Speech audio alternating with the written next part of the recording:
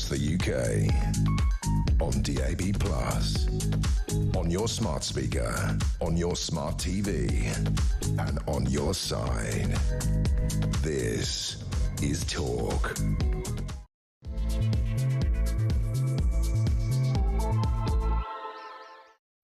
A very, very good morning to you. Welcome to the show. This is Talk, the home of common sense, with me, Julia Hartley-Brewer. Very much appreciate you joining me.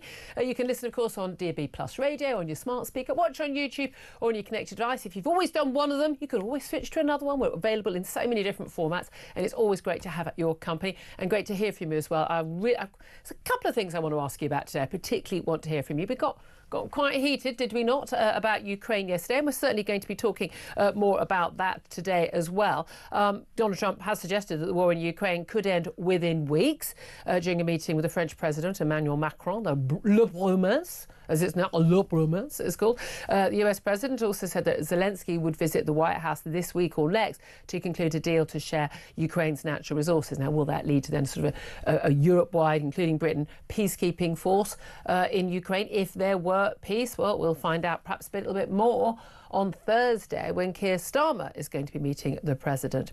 I have to say, I was absolutely horrified yesterday. Last night, two votes at the United Nations. The US government sided with Russia and North Korea and China, snubbing a UN resolution demanding its troops leave Ukraine. I mean, what planet are we living in where America is siding with China and Russia and North Korea against a democratic state that's been invaded? But there we are. I want to ask you today about the gas bill going up, your energy bills. Households across Britain will pay another £111 a year on the average energy bill. If you use more, you're going to be paying more. This is after regulators increased the price cap by 6.4% from April. That will take a typical home's bill a year to, wait for it, £1,849. By the way, that's 18% higher than it was this time, well, in July last year when Labour came to power. But remember, they're going to be cutting our energy bills because of all that clean energy that we're subsidising. Remember, do try to keep up, because it's so difficult when they're cutting the bills and the bills still go up, because you have to believe two things at the same time, which is quite complicated, unless you are Ed Miliband, and we'll talk more about that. Plus the Business Secretary, Jonathan Reynolds, who's apologised for describing himself as a solicitor, despite not being a solicitor, because he never finished the training. At the same time, he says he doesn't think it's a huge deal. I think you might think it was a huge deal if he was the guy who was doing the conveyancing on your home purchase, or perhaps helping you fight a legal case in the courts. Might actually matter if someone had actually, finished their training and actually was what they said they were. How on earth virtually the entire front bench of the Labour Party seemed to have got completely made up CVs, Rachel from accounts being the worst, I find absolutely extraordinary, because in any other walk of life, they would be out on their ear for lying when they got the job. But apparently the rules are different for government. But there you are. As we know, they're also different for MPs who get sent to prison for 10 weeks for repeatedly drunkenly punching a man in the street in an unprovoked physical attack, when they still get paid their £91,000 salary, even while they're behind bars, not actually able to do a single thing, not to vote in the Commons, not to speak, not to have a surgery with constituents, not to answer a letter or an email, but they're still being paid. Mike Amesbury, the Runcorn MP, is still doing that. Well, we'll wait and see whether or not there will be a by-election there, and all that to come. Joining me this morning, I'm delighted to say, is former Conservative Government Advisor Claire Pearce. Or Claire, I don't even know where to start today. There is so much I want to talk about. Question I want to ask today, though, I'm going to put the question out. We're going to get to that in a few moments' time. But the government has announced their new crime and policing bill, and Yvette Cooper's been out and about, the Home Secretary, talking about this, particularly things like, oh, well, if if your phone is stolen, and basically you can track it down using Find My Phone, and basically my phone's been stolen, it's in Claire's house, right? You never know. It's in Claire's house. And I said to these witnesses in Claire's house, they won't need to get a court order. They will be able to actually just go to the house. That's what we're claiming as part of this crime and policing bill. I mean, that assumes the police have even turned up, so I think it's a bit unlikely. But that's one of the measures in this wide-ranging crime and policing bill. Most of the measures, by the way, were actually already in Tory bills that haven't yet gone through before the election. But I want to know, do you trust Labour to tackle crime? Tell us why you do. Tell us why you don't. In particular, in relation to the fact that a was Labour MP Michael Amesbury is actually going to be in jail for 10 weeks, already remanded in custody, but he's still going to be able to like pick up his salary. I mean, crime does pay, it turns out. Crime really does pay. I'd love to hear from you. Give us a call, 0344 499 1000. Text the word talk in your message to 87222. I won't be able to answer messages because Claire's got my phone in her house. You can send a message on X at Talk TV. And don't forget, of course, that calls are charged at the national rate. Text costs one standard network rate. Message. Claire, again, I said there's lots to talk about. In the last minute, while I've been speaking, new news. The NHS England Chief Executive, Amanda Pritchard, has announced that she will be stepping down from her role. Now, it's not been made clear yet what the reasons are for that. I'd have thought complete and utter abject incompetence could be relevant, but no, it's the NHS. So, of course, being incompetent, utterly useless at your job, and lying, as she did, lying blatantly about COVID patients once in a BBC interview, none of those things would cause you to step down. Hey, here's an idea. Maybe she got one of those Elon Musk Doge-style emails saying, what did you do last week? Can we have 5 bullet points, Amanda Pritchard, of what you did last week in your job? And she failed to send the email because she's, I don't know, working from home, busy just hiring another diversity officer at 80 grand, you know, twice what you're paying a very, very qualified, experienced nurse who actually does something useful. Amanda Pritchard, NHS England Chief Executive, has stood down from her role. I say, yay, fingers crossed this is the start of some improvement in the NHS. Claire Pearsall, what do you make of that? Do you think she sent the email back just with a load of rainbow emojis on it? Probably. It's got to be, hasn't it? Probably. And a little blue heart to signify how much she loves the NHS.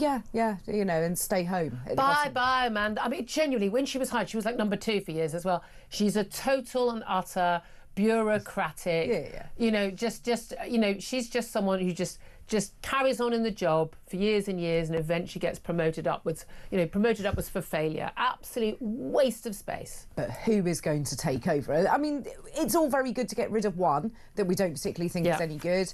Who comes next? And look at Labour's recruitment process across government. It's not great. Yeah. It'll be some sort of Blairite family figure. Member of a Labour MP. Yeah, it nearly always is. It nearly always is. I'd love to hear your reaction to that, folks. Give us a call. 0344 499 1000 is the number to call. Look, let's talk about the energy price cap. Up at 6.4%. It was expected to be around that. Could have been as low as 5%, but it wasn't.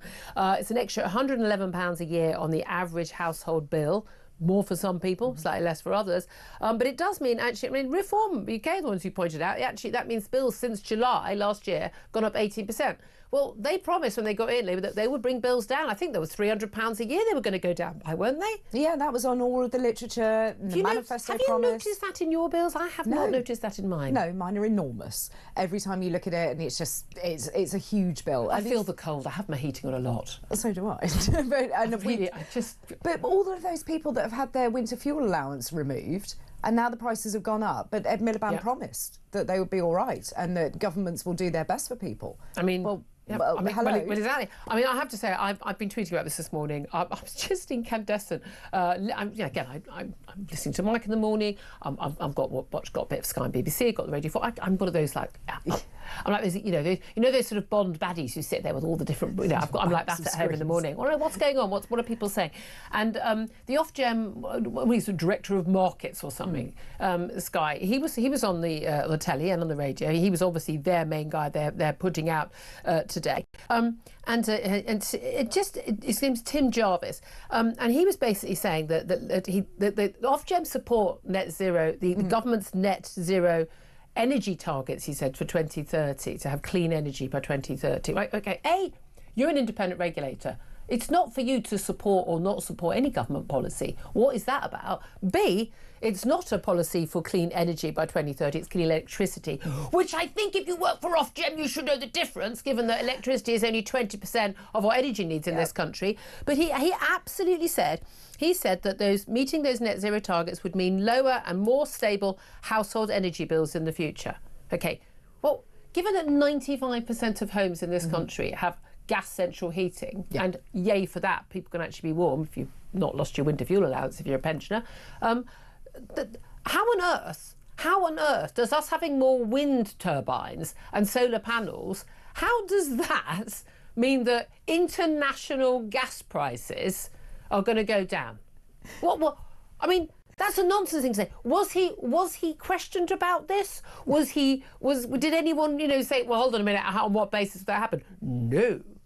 I think he should come on here and explain. Come on, mate. Explain your working out, because it's ridiculous. So you've got wind turbines that, if it's too windy, have to shut down because they can't deal with it. And it has been not windy enough recently, so they've produced nothing. So I'm not sure how that's going to work in the grand scheme of things, but he's off, Gem. He should be regulating markets, holding on behalf of us. Exactly. The whole point of regulators is to work on behalf of the customer, not the government. No, not us. I just find it absolutely. I was absolutely.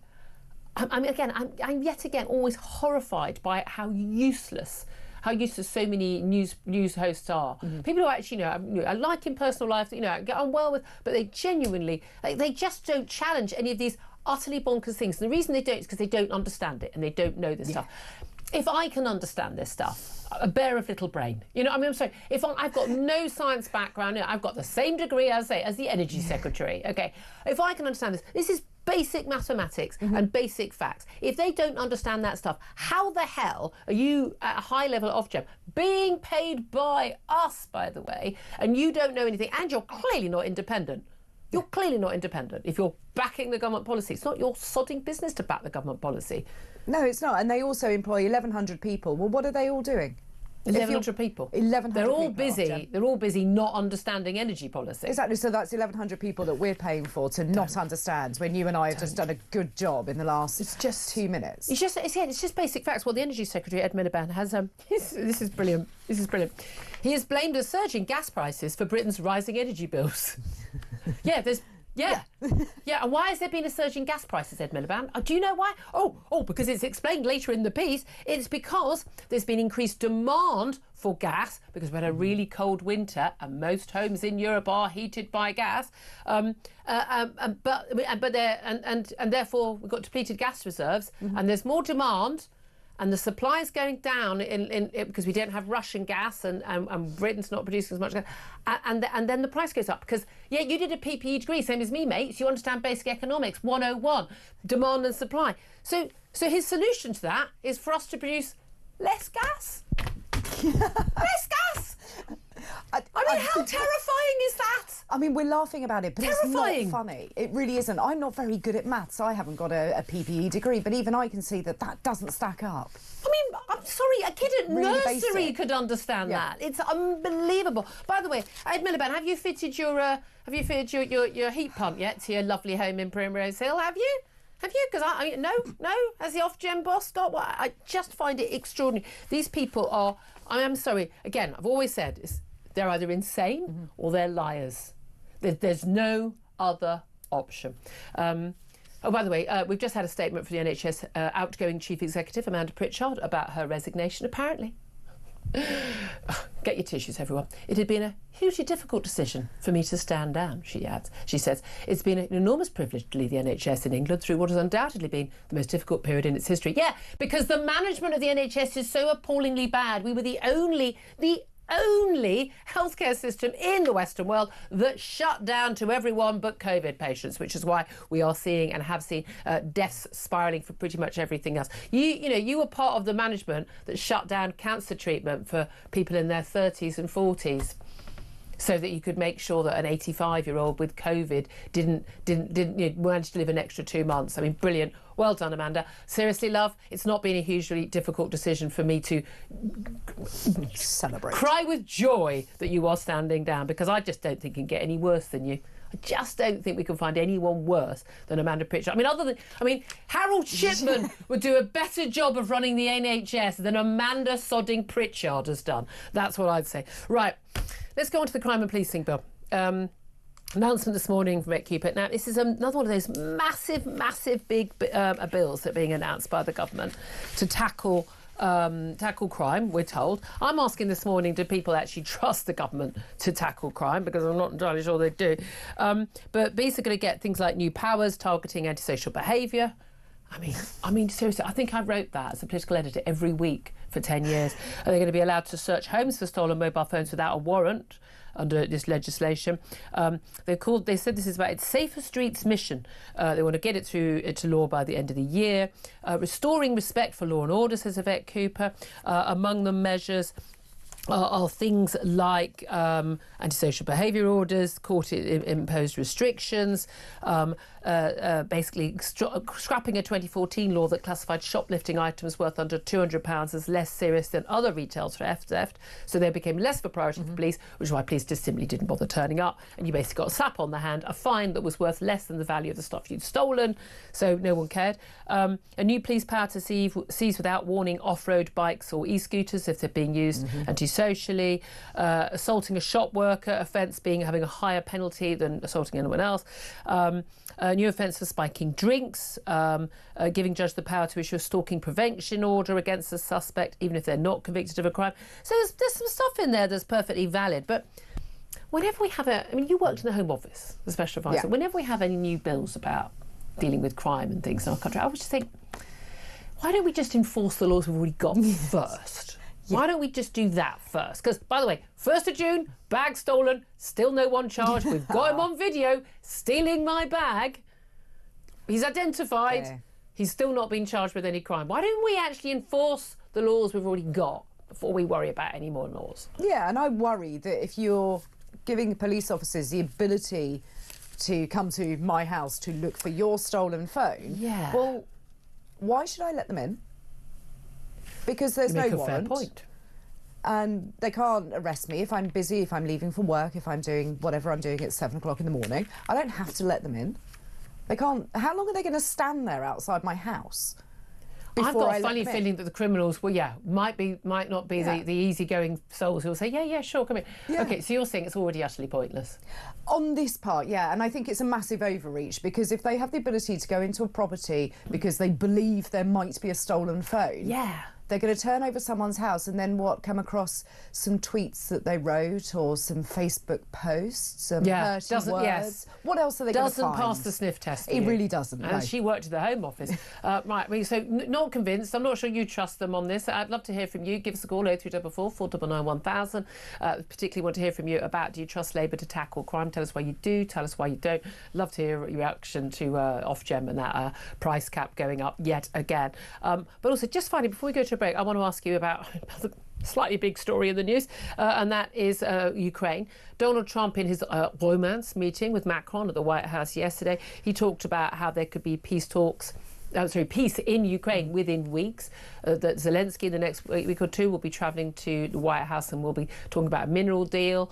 Emmanuel Macron has been talking about basically peacekeeping force involving French, British and other troops from European countries to enforce a peace. It seems to be moving in that direction. But I was just particularly horrified by America voting twice with Russia and China basically against Ukraine. And we, by the way, we abstained. We didn't even have the guts to vote against the United States. How embarrassing and humiliating. Exactly, we should have been there for Ukraine all the way through. Why do you not just stand up and vote when it counts? I don't understand. You can't abstain on votes like that. No, you absolutely you don't want to upset Donald Trump. Well, you know what? Sometimes you do have to. Yeah, you absolutely do. But we need peace in the region, and I'm not sure that peacekeeping troops are going to be accepted by Putin. So where are we going to be with this conversation in a week's time? Trump says they will be, because again, Trump apparently believes everything that Putin says. Yeah. But there we are.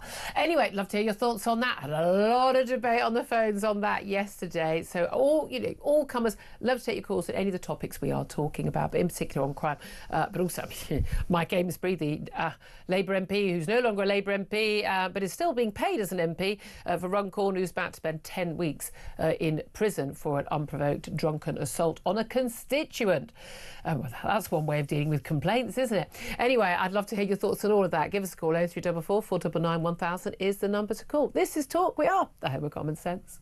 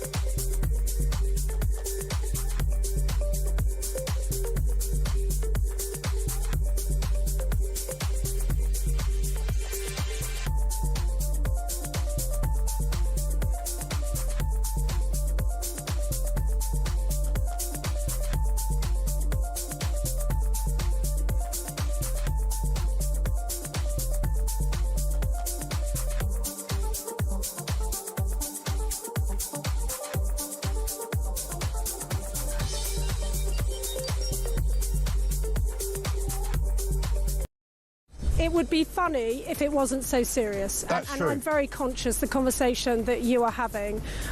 This is a blow to households across the country facing their third consecutive price rise for energy under this Labour government. And don't forget, this government they campaigned last year promising us all that they would decrease our energy bills by some £300. Yeah. Instead, what have we got? We've got an energy company that doesn't actually produce any energy.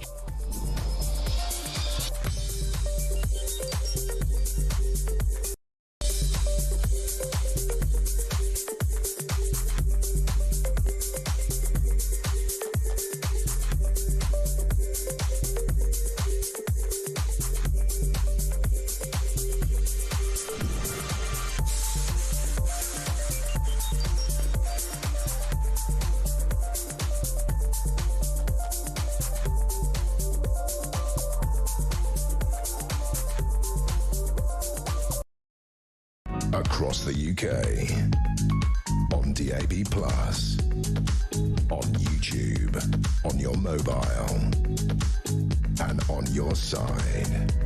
This is Talk. This is Talk, the home of common sense, with me, Julia Hartley-Brewer. Claire Pearsall still with me as well. So much to talk about. Lots of calls coming up from you. Just to let you know, Premier League action comes to Talk this week with 2 exclusive football commentaries. Tonight from 7 o'clock, Wolves take on Fulham. And on Wednesday, title contenders Liverpool face Newcastle. And both fixtures will be live and exclusive here on Talk. Don't worry, you can still watch Kevin O'Sullivan's programme from 7 p.m. on Talk's YouTube channel or on your smart TV. So you get your Kevin O'Sullivan fix on YouTube or on your smart TV. But when it comes to listening on DAB Plus Radio, then it will be the football commentary live and exclusive here on Talk. Right now, let's go to live and exclusive calls from you about, well, crime, as we're asking you about today. Government basically announced their new crime and policing bill, 2/3 of which is stuff that the Tories were already pushing through, which, the Labour probably opposed at the time, but now support. But do you trust the government to tackle crime? Tell us why you do. Tell us why you don't. Let's go straight to Ben, who's in Lincolnshire. Hello, Ben. Hi, Julia. How are you doing? Very well indeed. What do you want to say? This new police bill, I think the idea of allowing the police officers to enter somebody's house on a suspicion without a warrant is absolutely disgusting. It's a complete erosion of yet more of our civil rights. Yeah. Always seems to happen under Labour as well. Tony Blair did it after 9/11 and used 9/11 to erode. Yeah, I don't think the Tories are much better about it, to be honest with you. Absolutely not. Absolutely, there's not a lot to choose between the pair of them at the moment. No. But there's nothing to stop the police from saying, Julia's reported Joe Bloggs as having her phone in his house, so go to the court, get a magistrate to sign a warrant, and then go and bang on the door. Yeah. I don't see why we can't use that, and the police have got no interest in doing this. No, indeed, and the magistrate having to see some evidence that my phone has actually been stolen. I mean, maybe it hasn't been stolen. Maybe I've just got a vendetta against Claire. I mean, I love the fact we've made Claire the thief in this case. She's quite upset at me now. But even, or you could be like you could be an ex-boyfriend or an ex-girlfriend who's just sort of, playing stalker and trying to be difficult. Also, here's my thing. I mean, the police don't turn up to any of these crimes anyway. I've got friends who literally have been saying, I'm watching someone stealing my bike right now. There are 4 blokes, and there's the van. This is the registration number. I'm following them. I'm not tackling them because there's 4 blokes. I'm following them. This is where they are. Police are like, oh, do you want a crime number? We need to bring in what Arno did in New York, and we need to actually complete zero tolerance on every single crime in the country, everything. And that way you make people actually respect the law rather than that there's zero respect for the law at the moment. And until it's done across the board on everything, nothing's going to change. Absolutely. Urinating in the street, dog fouling, littering, the begging. I've got to be honest with you, around my way, the begging on the streets. And again, this is, I've got to be honest, there's a woman, she claims to be Romanian, pretty sure she can understand English, depending whether it's useful to her or not. But I mean, she's had a sign. She's been outside the tube for me, I don't know, maybe 6 years. And a little sign says, I'm hungry, please help. I don't think, from the looks of her, this woman has ever missed 3 square meals a day. I'm not going to lie with you, Ben. I always said to her, you hungry again, love? I mean, the woman's eating 4 croissants for breakfast, for goodness sake. to watch a Range Rover dropping off a Romanian lady when I lived in Aylesbury. I presume she was Romanian, but I might be wrong on that. But a Range Rover used to drop her off at about 5:30 in the morning, and she would sit in a nice little affluent shopping area just on the outskirts of the town, and she would beg all day. And my friends had seen her in neighbouring villages, little affluent areas. And she would be dropped off by a Range Rover very early in the morning. It's organised crime. Very late at night. Of course it is. And it's very, very lucrative. I mean, again, do you trust them on the shoplifting? Because one of the things they're saying is like, okay, please don't treat someone stealing under 200 quid's worth of stuff as a lesser crime. Disgusting, but I am noticing up near Skegness on the police reports at the moment that they are actually reporting a lot of arrests. Good. And court offences, court appearances. But there was nothing stopping the police from taking it seriously anyway. It's just we don't get as many points for it, The law. They don't need to make new laws. They need to enact the laws that we've got. Exactly. Ben, thank you very much indeed. I think there has been a bit more of a crackdown. And again, everyone pretends that each one of these shoplifting events, it's by one, they're each individual, aren't they? I mean, from working in the Home Office, they're not. They're a crime gang. So people who basically commit, 30 crimes a day. Yeah. And you only need to arrest 10 people to prevent 300 crimes. Yeah, you do. I mean, the figures are easy to put up like that. But also, you can have a crackdown on shoplifting. So you'll go in, you'll make shoplifting your focus for that week, and you'll get these arrests and you'll get the records and everybody will be very happy. But next week, you're onto something else. I know, and they know that. And they know that. I know. But why don't you just prioritise dealing with crime generally? Yes. I know. Shock. This is a bad idea. Police officers, don't bother about non-crime hate incidents, because by definition, not within your purview. And to just worry about crime. That would be nice. Crazy. I mean, this is why most police officers I know, genuinely, they're literally counting down the days, weeks, months and years till they can retire, because it's not the job they signed up to do anymore. Let's go to Andrew. He's in Hertfordshire. Andrew, do you trust the police and this government to tackle crime? I trust the police officers, like you said, because they do a really good job. Those people on the ground, there's obviously one or two get it wrong. Yeah. But the reality of it is that their hands are tied. That MP... assault, horrific. This is Mike Amesbury, the Runcorn MP, 10 weeks behind bars for an unprovoked drunken assault on a constituent. Yeah, so and that's the criminal justice system working. Can see that, and it's good. But no, can I stop there? Because here's the thing: there were people who wrote things on Facebook last year that got more than 10 weeks behind bars. He actually repeatedly punched a man in the street, even when he was down on the ground, and he got 10 weeks. Oh. Andrew, the line's got a bit funny. Can you get back to wherever you were to improve the quality? Are you there now? That's better, yes. Yeah. Sorry. Yeah, there you go. 6 months of the Labour government and the phone signal's breaking down. So okay, so what do you make of the MP then? Do you think he's still going to get his salary while he's behind bars?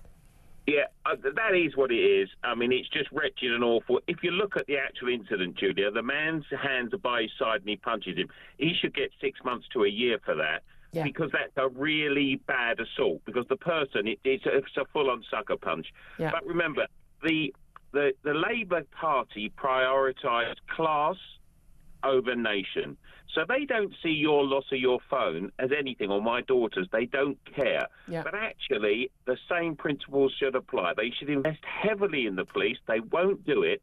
And this bill is pointless. It comes into play in December, if all goes well. And yet the police have the power now to enter any house when a criminal offence, an arrestable offence has been committed. Under the Police and Criminal Evidence Act, they can enter a house and arrest someone. So it's all smoke and mirrors. It's just, you actually just got to enforce the law we've already got. Andrew, thank you so much for that. I'm glad we got the line back up. His phone wasn't stolen. His phone's not in Claire's house. 10:32 is the time. Up next, going to talk about where we are with Ukraine and Donald Trump and Vladimir Putin with the former head of the British Army, Lord Danner. That's up next. This is Talk, the home of common sense.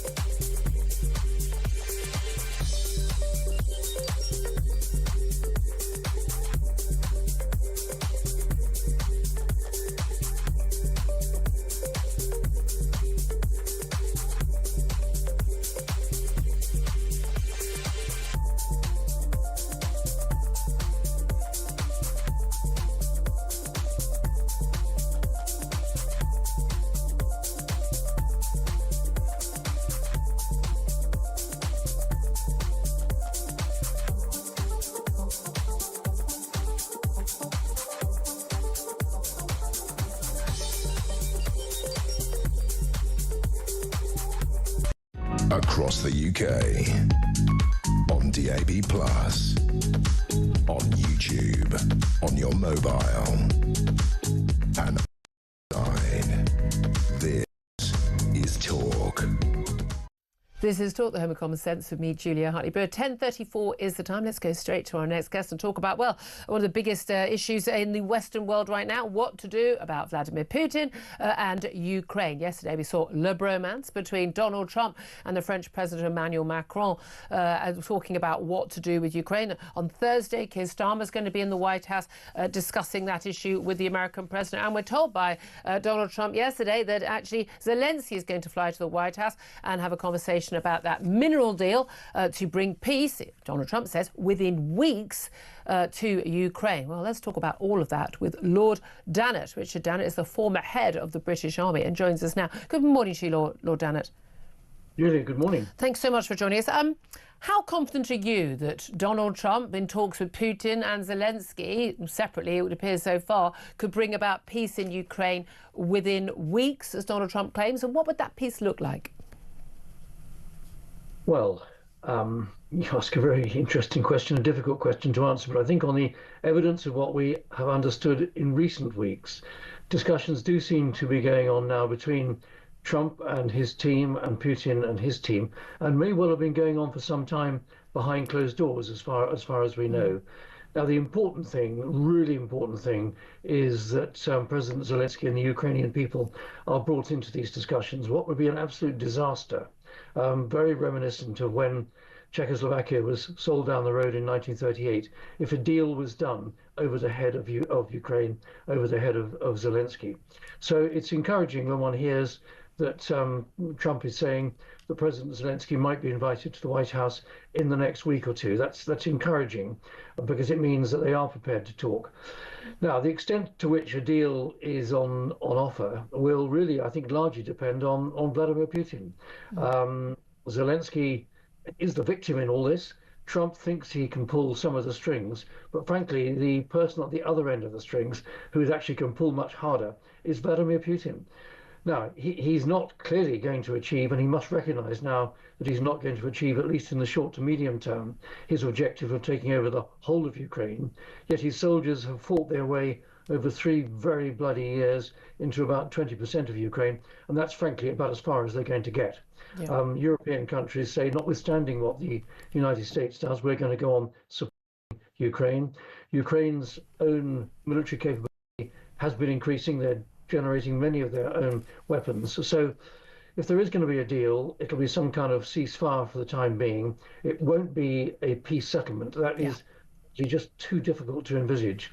But especially as the Ukrainians have said quite soon. Yeah, the Ukrainians said, we won't ever accept a legitimate, right of Russia to the Donbass or to Crimea. So the best case scenario is a ceasefire. But what do you make of the prospect of a peacekeeping force? Something Keir Starmer has spoken about, Emmanuel Macron has spoken about, other European leaders, and would a mineral rights deal that Donald Trump is clearly pushing hard for, to basically half of the rights to the huge number of minerals and precious metals, things that are actually in the eastern region of Donbass, of Ukraine, would America having rights there and a peacekeeping force, do you think that would be enough to maintain the integrity of the rest of the remaining Ukrainian state after any deal to hand over parts of the Donbass and Ukraine de facto to Russia?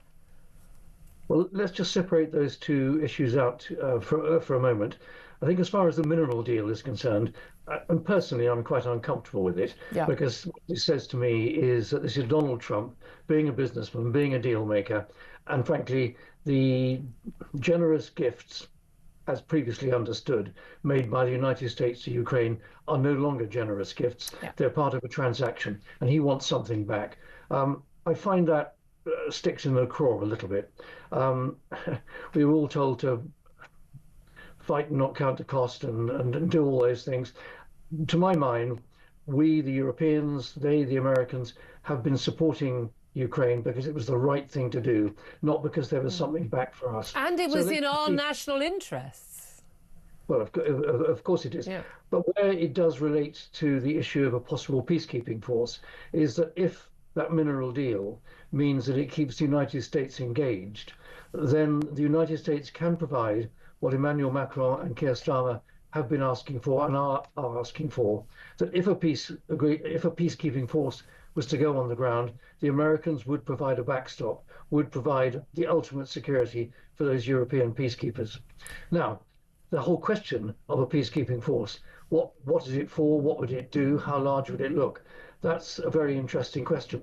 And of course, it doesn't necessarily follow that the only option is boots on the ground. It could be that a peace deal is at least kept an eye on by satellite observation, by drones, by aircraft. So it could be an air policing operation. Although I think what is most likely being talked about is some kind of security presence guarantee by European forces, not on the front line between Ukraine and Russian soldiers, but more in the Ukrainian hinterland to reassure their population. Now that is more achievable. It'll take quite a lot of soldiers. Big question here is, in our case, have we got enough? And for that matter, have the French got enough? And how long would that go on for? These peacekeeping operations, they can start quite quickly because there's an urgency to them. But my goodness, don't they go on for a long time? Yes. We were in Northern Ireland for 38 years. The Americans are still in Korea, and that war finished in 1953.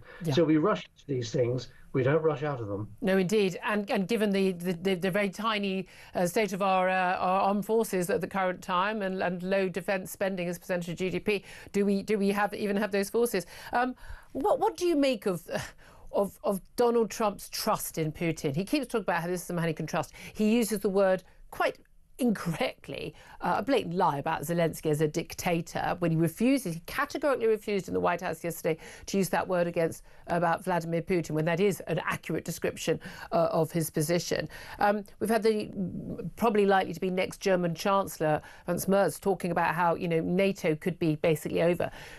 Do you trust that the post-Cold War order, indeed the post-Second World War order, where a united Western front has stood firm against the Soviet Union, now the Russians, do you think that is now over? And how risky is that for us?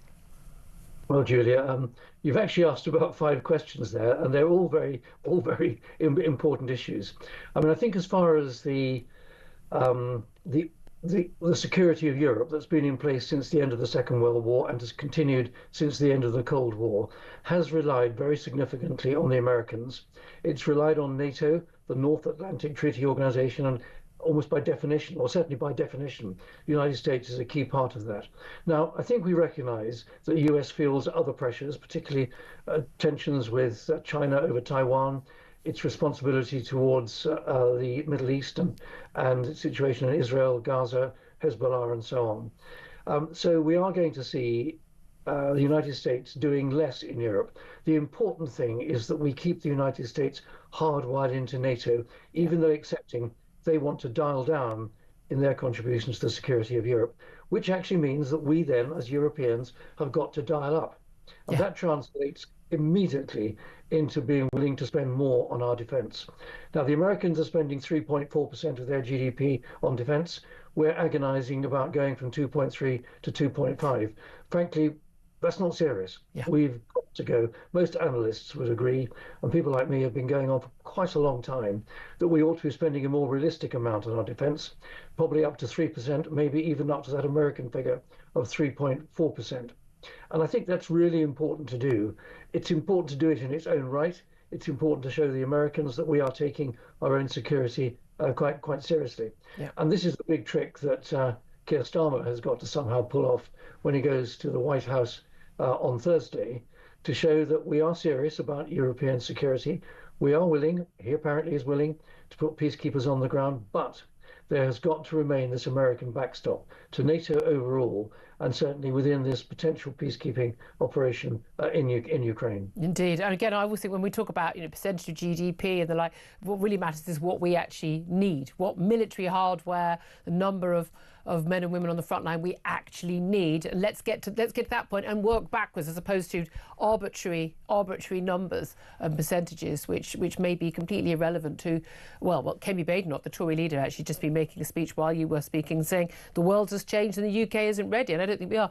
Just finally, Lord Dannatt, we were discussing this on the show yesterday about people's willingness to support Ukraine. So many people backing Donald Trump and saying, look, the war has to end. Stop sending young men, particularly into the meat grinder of the frontline battles in a war. And asking people like me, well, would you be willing to go and do that? Would you be willing to send your child to go and do that?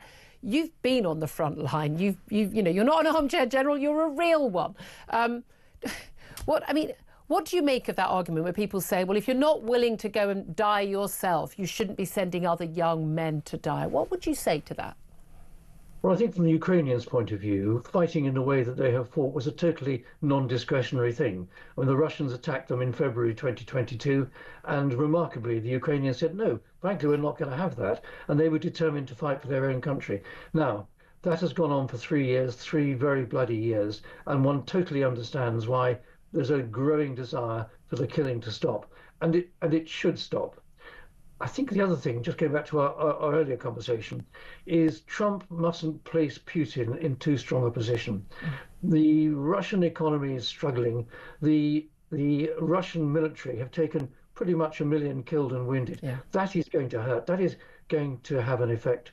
So to come back to your last question, why it's important that we invest more in our military and grow our military capability is not so that we send our young men to fight in a disastrous war, but that we are showing strength to deter further aggression from Russia, to make sure there isn't another war. That's the whole point about increasing our defense capability, to deter and only fight if we have to, because fighting is a disaster. It ends lives, it shatters families. Goodness, First World War, 888,246. What a butcher's bill. 384,000 in the Second World War. All Brits. We don't want to do that again. Absolutely. Let's deter it. Let's stop it. Let's spend enough to make sure we're strong enough to deter it. Yeah, the ability and willingness to go to war is what best chance of preventing that war ever happening. Speak softly, but carry a big stick, as they say. Lord Dannatt, always a pleasure to speak to you, sir. Former head of the British Army. Thank you very much, Steve, for joining us. Claire Pearsall, your reaction to what he has to say? I mean, I love listening to him. So incredibly sensible. Been there, done that. Absolutely, and isn't fazed by any of it. But he's right, it's a deterrent. And I think what people forget, when it's peacetime, people don't see that investing in your defence systems and your defence personnel is important. Absolutely, but also people understanding that peace is not the norm. Yeah. Sadly, it is not the norm in world history. It just simply isn't. We haven't changed human nature. We haven't changed the geopolitical realities between different countries and different blocs. It's still there. And as Kemi Badenoch says, the world has changed. The UK isn't ready. And I'm not very convinced that the leadership we have now are even remotely capable of taking that on board. But there we are. 10:47 is the time. Love to hear your thoughts on that interview. Lots of people calling in about Ukraine yesterday. Give us a call, 0344 499 1000. Up next, going to talk to the Sun's Jack Elsom about, front bench politicians lying on their CVs and a jailed Labour MP facing calls to immediately quit the Commons. But what would happen if there were a by-election in his seat? That's up next. This is Talk.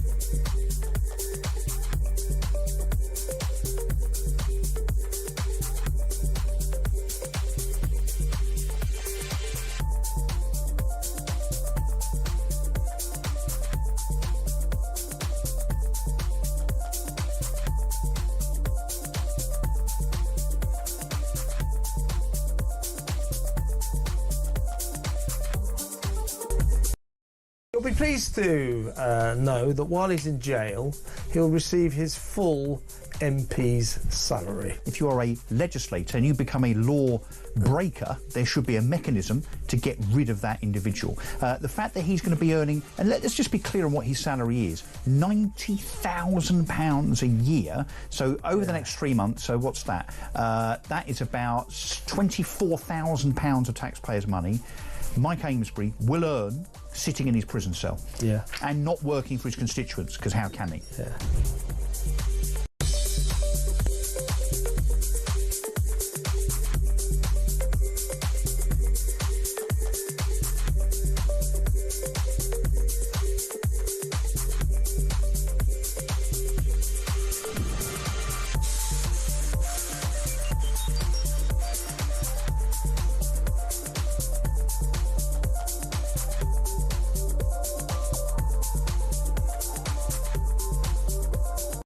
Across the UK, on DAB+, on YouTube, on your mobile, and on your side. This is Talk.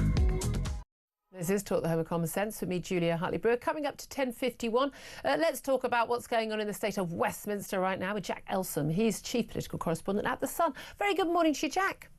Morning, Julia. Thanks so much for joining us. Can we talk first of all about the small matter of yet another MP getting jailed? I have to say, I mean, I know an awful lot of people. I think in my life I know more than 650 people. I don't know any of my friends who've been jailed. And yet a huge number of MPs over recent years seem to end up getting criminal convictions and being jailed. The latest being Mike Amesbury, MP for Runcorn. And he's been jailed for 10 weeks for an unprovoked, drunken, violent assault, punching repeatedly a man in the street, a constituent of his. He pleaded guilty end of last year. He's 10 weeks now, already behind bars. But hasn't yet stood down as an MP, although no longer a Labour MP, and still getting his salary while he's behind bars. It's pretty shocking stuff, isn't it? And I think that many people are tearing their hair out, not least people in Downing Street, and then also his constituents in Runcorn, who for the next 10 weeks won't have anyone to represent them. Although, in all truth, if I'm honest, they've had no representation since he was suspended from the Labour Party. He hasn't been in the Commons for a number of months now. I think that there is pressure building on him from within the Labour ranks, from within the constituency of Runcorn, for him to do the decent thing and resign, because you can't really carry on, limp on for the next 4 years with no credibility, probably no role in Parliament, not contributing to the Labour benches, which constituents in Runcorn wanted him to be. And so I think that he's appealing his sentence, but if that appeal gets chucked out, then there will be that recall petition. And I think that the high chance is that they will get well beyond the 10% threshold to trigger another by-election. And you can't see him standing that, because he knows that he'd be toast. And then it's probably a straight shootout between Labour and Reform. Yeah, and he's then basically just trying to keep his salary for as long as possible. 91 grand. 91 grand. I think it goes up to, was it 94 in April? But 91 grand he's going to be paid. And the reality is, of course, nothing the Labour Party can do about it, nothing the government, nothing the Commons authorities can do about it. The people who, they pay because it's our money. Because this is the thing most people are unaware of. MP, you can get elected. And the day you're elected, you can just go off to the Bahamas and spend the next 4 or 5 years there, never answer a letter, never vote, never speak, nothing, and you can still be entitled to your salary. There is no requirement for you to do a single thing. Yeah, it's one of the debates which has been actually going on in Westminster now for a number of years. What mechanism can you use to kick out an MP who just doesn't do their job? Now, one of the ways you can do that is by this recall petition, but the actual criteria for triggering that recall petition are quite limited, one of which, of course, is a jail sentence. So that's why Mike Amesbury this time looks like he could be in a bit of trouble. Yeah. And it really does. Again, if he appeals, I think, frankly, 10 weeks was a pretty low, low sentence, given what he did. And again, given that people who've written tweets and Facebook posts have had more, I find that in the post-Southport riots, Southport attacks, I think he got away very, very lightly. So let's see. There's a recall petition. Again, very likely that would happen. He's not going to stand again. Even if he did, he wouldn't win it. Last time around, he won over 50% of the vote. This is a very safe seat. I think it's a 16th safest seat, isn't it, Labour's? And reform, everyone's talking about how reform came second. But they're a long way behind, aren't they? They're on about 18% at the last election. They're bigging up their chances and they're going to put up a strong candidate. They reckon they could win it. What do you reckon Reform's chances are of putting that massive dent into Labour with an early Reform victory? I mean, like you said, this would require a massive swing. I think that Labour got more than 50% of the vote in 2024, just a matter of months ago. I think that the reason why Reform think they have wind in their sails, two things. One, it's pretty fertile territory for them.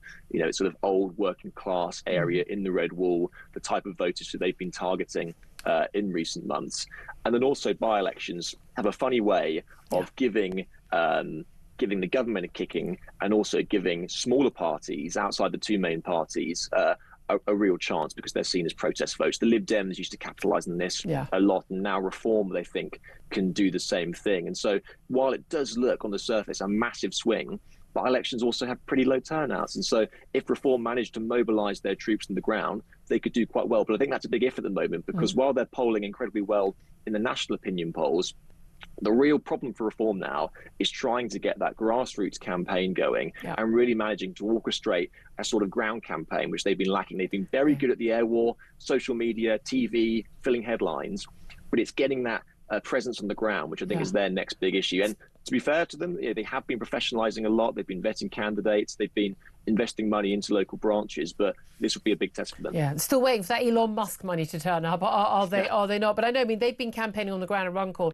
since the day of Amesbury's arrest. So, I mean, they've been putting a lot of prep into it. So we'll talk to Reformer folk about that in the coming weeks. Let's also talk about I do just find this extraordinary. Yet another revelation about the Cabinet basically having dodgy CVs. The sort of lie on a CV that you and I and Claire, who's joining us in the studio, and pretty much everyone listening, if we were found out to have lied in our application for a job, we would be out on our ear tomorrow, no questions asked, because it would be gross misconduct.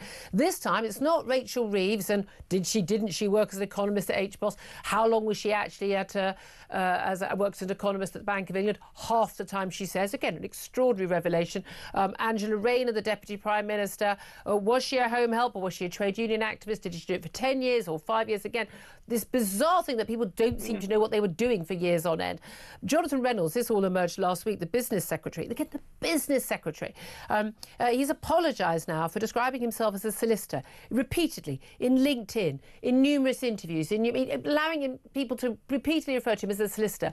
When it emerged, he never qualified as a solicitor, and it wasn't even like he did years of training. He did a few months as a trainee solicitor and never qualified. But he says he doesn't think the claims are a huge deal. I think lying about being a professional person with a professional qualification that you don't have is a huge deal, isn't it? Yes, definitely. And Jonathan Reynolds, I think, quickly finding out that even as a cabinet minister, if you fly hundreds of miles away to New Delhi to try and get away from your problems, you're still going to be asked about domestic stuff at home. I think, listen, what has gone on here, I think, is at best very foolish and at worst pretty duplicitous. I think two things, really. If you are an MP, you have to be pretty squeaky clean as it is, especially if you're saying things in the House of Commons chamber. And secondly, solicitors, they're not just like any other jobs. They are qualified professions in which the qualification really means something. And it is a massive no-no to sort of big up your credentials if you don't have that. And I think that Jonathan Reynolds saying that it's just shorthand, maybe some people be inclined to believe him, but it's not one slip of the tongue. It's not, you're either a solicitor or you're not a solicitor. It's just that simple. You cannot lie. It's like you're either a doctor or you're not a doctor. But look, we're journalists, okay? There's no professional qualification you can get that require you. Anyone, Tommy Robinson can claim to be a journalist. Anyone can actually do it. No, solicitor, you actually have to have the training and pass the exam. I don't understand why these things are not resigning offences. Sacking offences. I think it's absolutely extraordinary that you can have so many people at high level in government who just blatantly, routinely, casually lie all the time. I mean, as you said, they're either really, really duplicitous people, or they're stupid and didn't think they'd be caught out. Jack Elson, Chief Political Correspondent at The Sun, thank you very much indeed. Quick word from Claire Pearson on this. Isn't it amazing that Keir Starmer went on about being DPP? Oh, and then integrity. Absolutely, and one of his ministers is lying. About being a solicitor. Yeah. Again, if you were buying your first home and someone claimed to be a solicitor and they weren't a solicitor and they were involved in that, you might have something to say about it. Exactly. I just find it, I genuinely find it absolutely extraordinary. I like Jonathan Reynolds. Honestly, I think he's quite a nice bloke. I like him. I just don't think you could be in government if you've been proven to be a liar. Yeah. I know, I'm old-fashioned like that. It'll never catch on. This is Talk, plenty more to come. This is the home of common sense.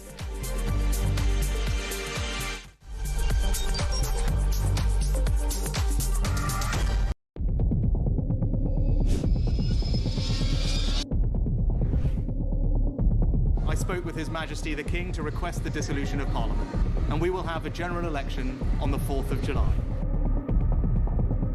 I have just returned from Buckingham Palace to form the next government of this great nation.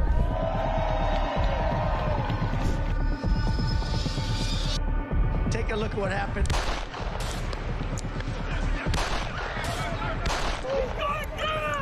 I immediately knew it was very serious, that we were under attack.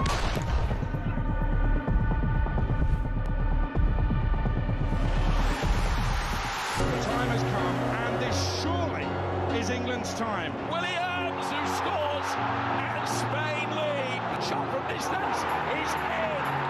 It is Cole Palmer. Low ball in on the far ball, slides it in. An absolute killer of a goal.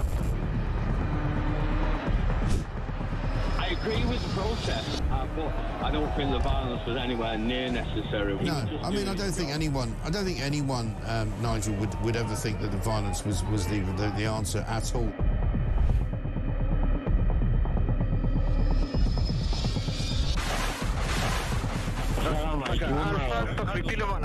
אזרחי ישראל, אנחנו במלחמה.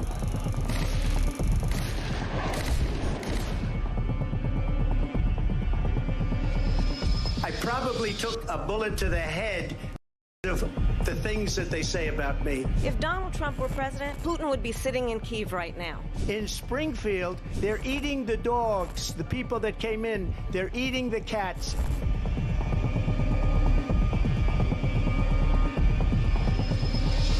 Liberal left couldn't understand that this man could be anything other than the great newsreader, a man of integrity. Is it possible in any way, shape or form that Keir Starmer didn't know about these facts about the suspect in Southport? I find it extraordinary that he wouldn't know. It seems that the public has not been told the truth. No, there's nothing like an American election, I have to say. North Dakota has gone red, South Dakota's red, Texas is red. Many people have told me that God spared my life for a reason. Bloomberg UK reporting Ukraine has made the first long-range missile strike inside of Russia. These are the missiles that fire across the UK, on DAB+, on YouTube, on your mobile, and on your side. This is Talk.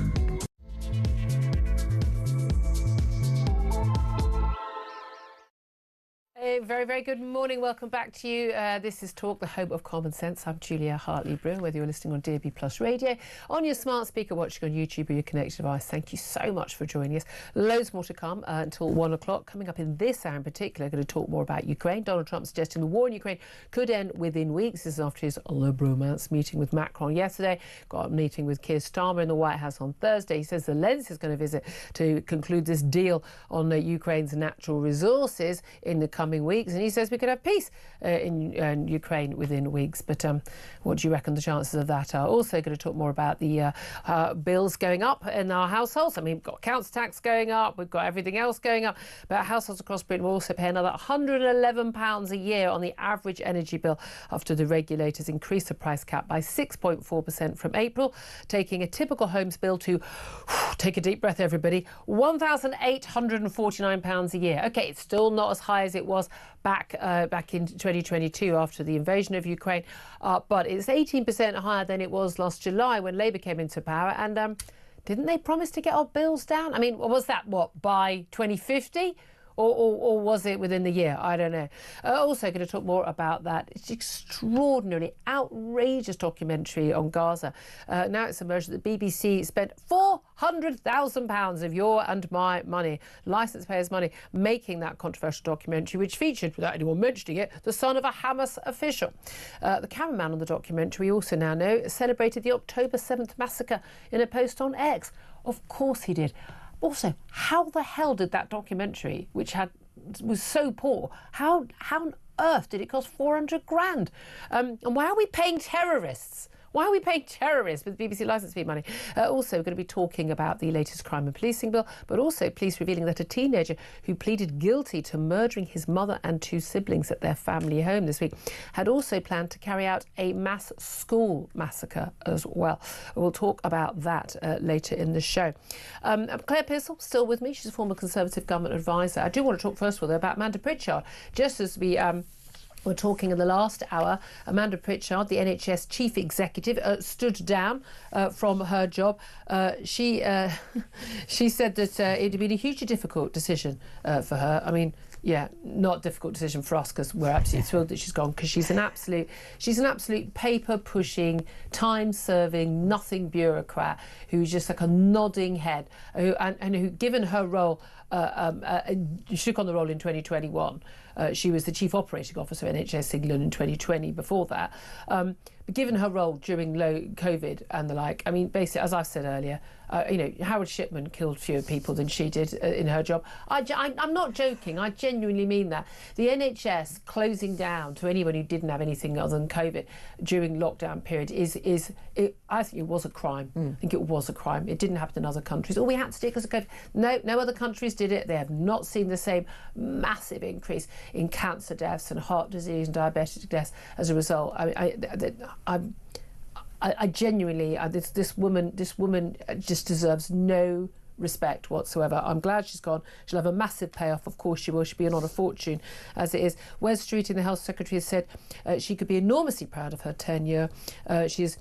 The leadership she's given in the face of the biggest health emergency for our country in modern history, as well as steering NHS England during turbulent political waters and 6 Secretaries of State in her time as Chief Executive. She has led with integrity and unwavering commitment. Well, has she? I mean, we know she lied in a television interview about COVID cases. Blatant lie. Didn't go for that, didn't apologise for it until she was called out for it.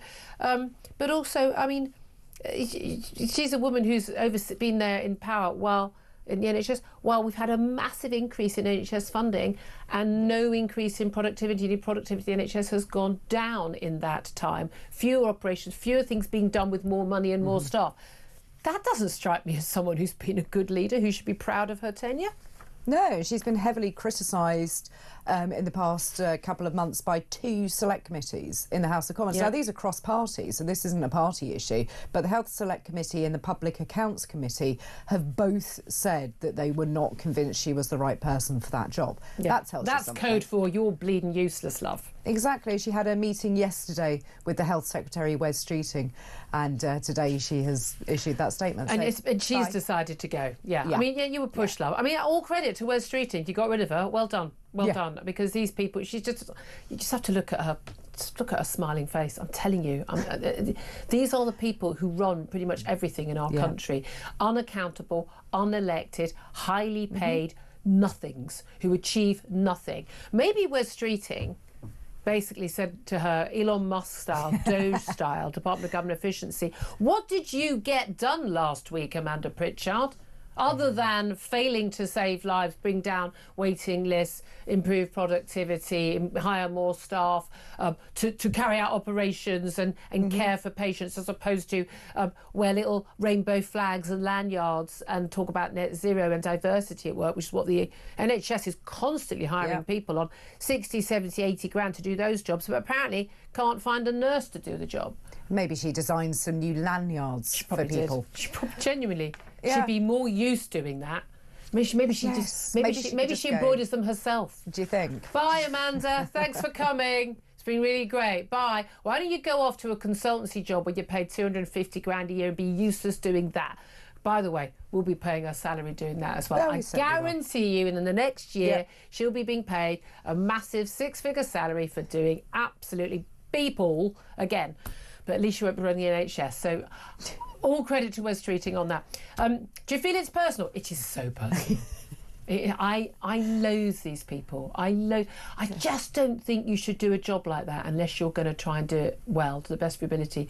That is a job that is a life or death job. If you are good at that job, you save lives. If you're bad at that job, you cost lives. I don't know how these people look themselves in the mirror. I really don't. 3.5 years as well. She's been doing useless. But there we are. Right, let's talk about the energy price cap. Up 6.4%, an extra £111 a year on the average bill. Council tax going up. I mean, again, people touting inflation falling. Inflation is still going up, but we've still got prices going up. You get less in your supermarket trolley for the same amount of money. All your other bills are going up. Water bills going up. I say council taxes. I mean, I think, basically, squeezing until the pips squeak. It really is getting bad. And Ofgem this morning, we talked about it earlier, the Ofgem man who's out and about, Tim Jarvis, pontificating on air, talking about how he supports the government's net zero energy policy, even though it's an electricity policy, not energy, for 2030, and saying how more renewable energy will help bring our energy bills down. Well, given that 95% of us heat our homes using gas, and the reason why the energy bill has gone up is because there's a shortage of gas because there's been increased demand because it's been cold. Shock. And I know it's mind-blowing, isn't it? And we haven't got as much gas because we haven't got all that Russian gas anymore, and we don't produce as much, and neither does the rest of Europe. And we're about to concrete over our gas fracking wells because we're insane in this country. But apparently, if we just ordered more wind turbines and solar panels from China, where they use coal in their factories to make it, then our bills would go down. I don't know why he thinks this, but I think we need to send in the men in white coats. I think we do. I think we need to go and give him a sort of tick sheet of things that don't happen. There's a solar farm application down the road from where I live, which is causing a lot of problems, and I hate it and I want to oppose it. I think it's awful. None of that electricity will feed the local area. Absolutely none of it. Also, none of that is going to heat my gas boiler. Exactly. Because shock horror, it's a gas boiler.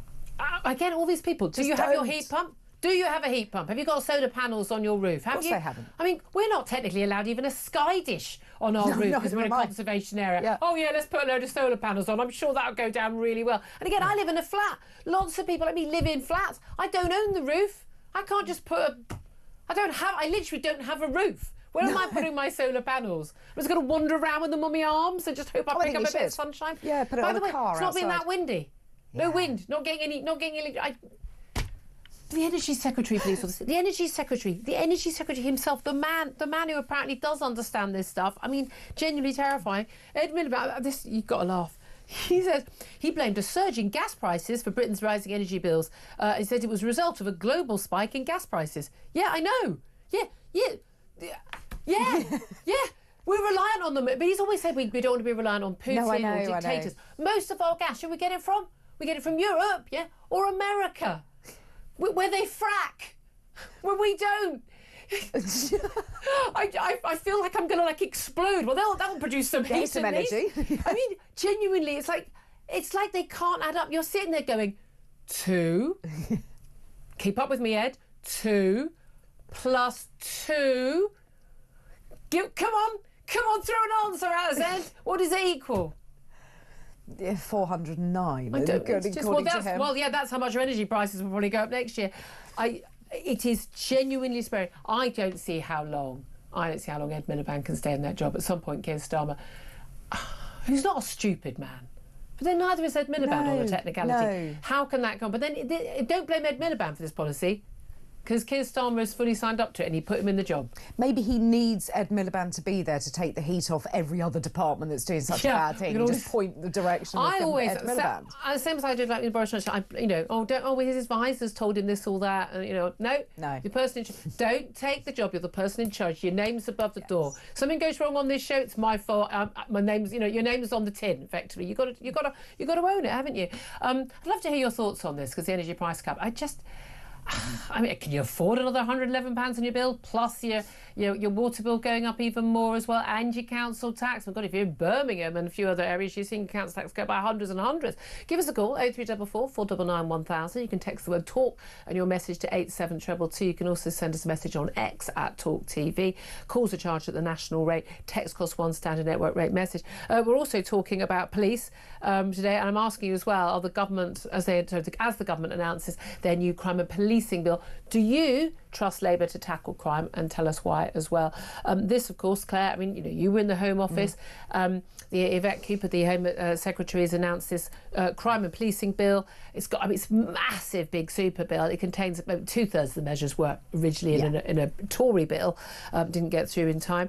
It's cracked down on things like phone theft, so police could just turn up without a warrant and say, well, we've tracked your phone using Find My Phone for someone's phone, that this is where we believe your phone is. They could enter without a warrant. Or can they? You've already questioned that. Confiscating e-scooters and e-bikes when people are sort of, tearaways in them. Getting rid of this idea that because someone's stolen less than 200 quid's worth of stuff when they've shoplifted, that they can only be dealt with. It's a minor crime, only in a magistrate court. So basically, police turning the blind eye to it, as we've seen over the recent years. Various measures like that, all of which sound quite good. But given that we don't enforce the laws we've currently got, does it really make any difference? No, it makes absolutely zero difference. Because who is going to... So if you report some youths on e-scooters... Youths is a word that's not used enough. I love it. It's a great word. Youth. My dad calls them youths. There you go. I like his style. Who's going to come and get them? They might turn up 3 days later, by which point the sort of hoodied, black, covered individuals are long gone. Yeah. They're all wearing black puffer coats and black jogging bottoms and face coverings. Very crucial that the police turn up in the instant. Again, everyone I know can cite examples where nothing is done for a long time, and because it's happening on such a grand scale. But again, this is the thing.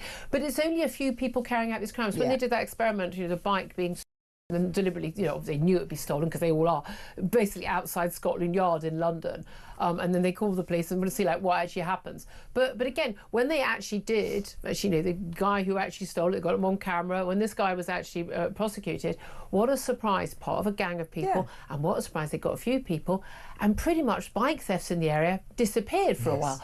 What a surprise, because it's the same people carrying out all the crimes. There's 100,000 people in this country who are responsible for 50% of crimes. Get them behind bars. Then let's start from there. But this is the key thing. There's nowhere to put these people. We've got a policy on one side, the Justice Secretary basically saying we're going to put fewer people behind bars, certainly small, short sentences.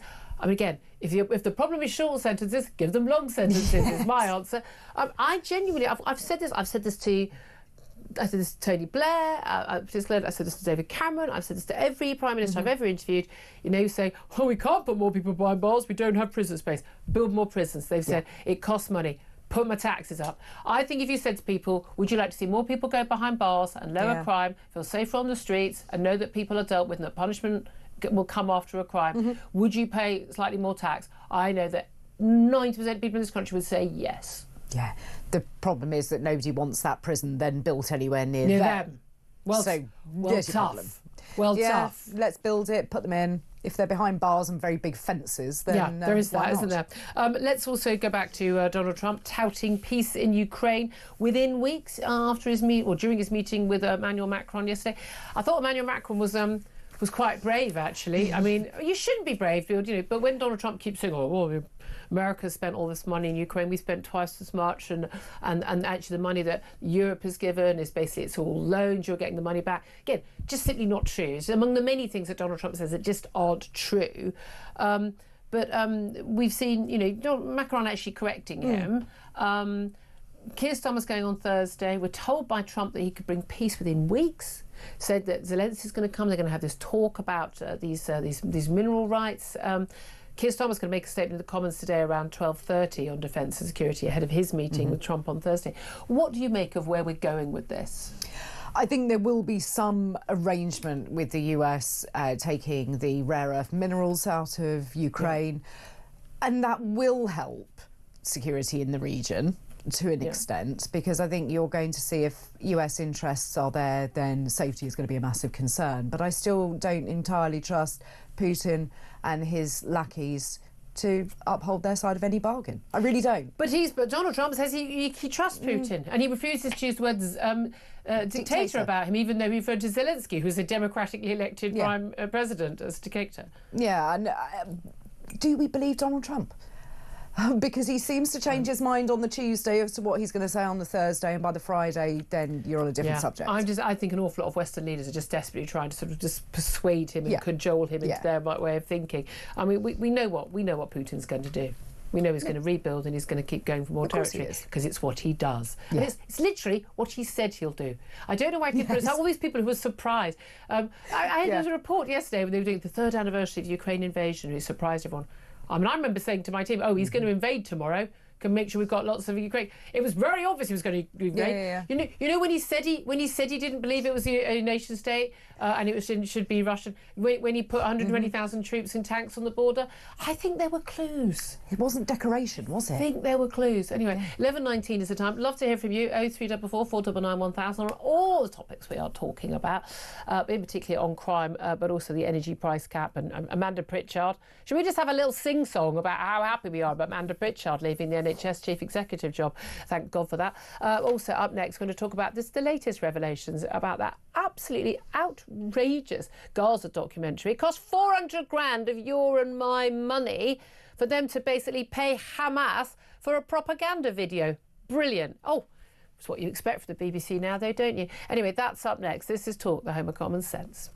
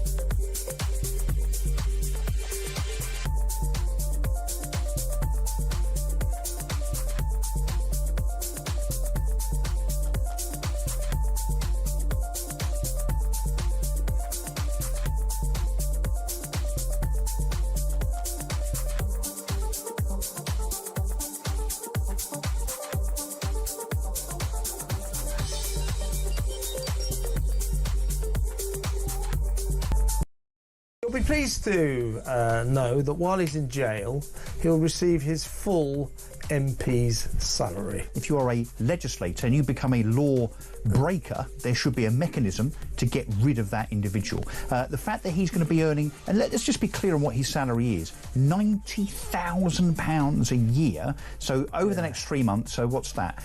That is about £24,000 of taxpayers' money. Mike Amesbury will earn sitting in his prison cell and not working for his constituents, because how can he?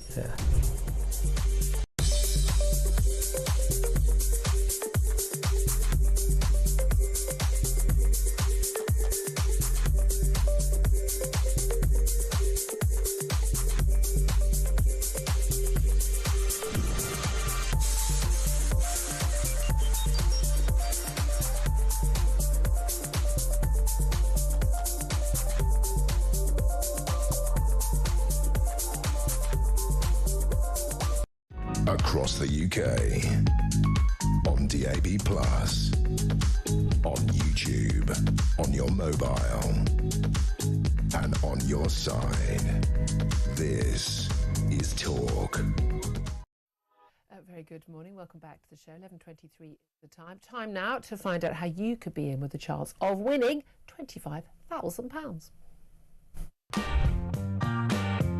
It's competition time, and we're giving you a chance to win a whopping £25,000. So what do you need to do to get involved? All you have to do is text the word prize to 83338, or you can enter by post. It's as simple as that. Once again, to get involved, just text the word prize to 83338, or you can enter by post. 18 plus, UK excluding NI. Enter by SMS for £2 plus one standard network charge by 11 p.m. on March the 3rd, 2025. Or send your name, email and contact number to £25,000 cash competition, PO Box 3190, Colchester CO2 8GP, to arrive by 5 p.m. on March the 6th, 2025. This is a News Broadcasting Network promotion. Full terms and conditions at talksport.com. And a very good luck to everyone in that competition. Right now, though, let's turn our attention to the BBC and that documentary.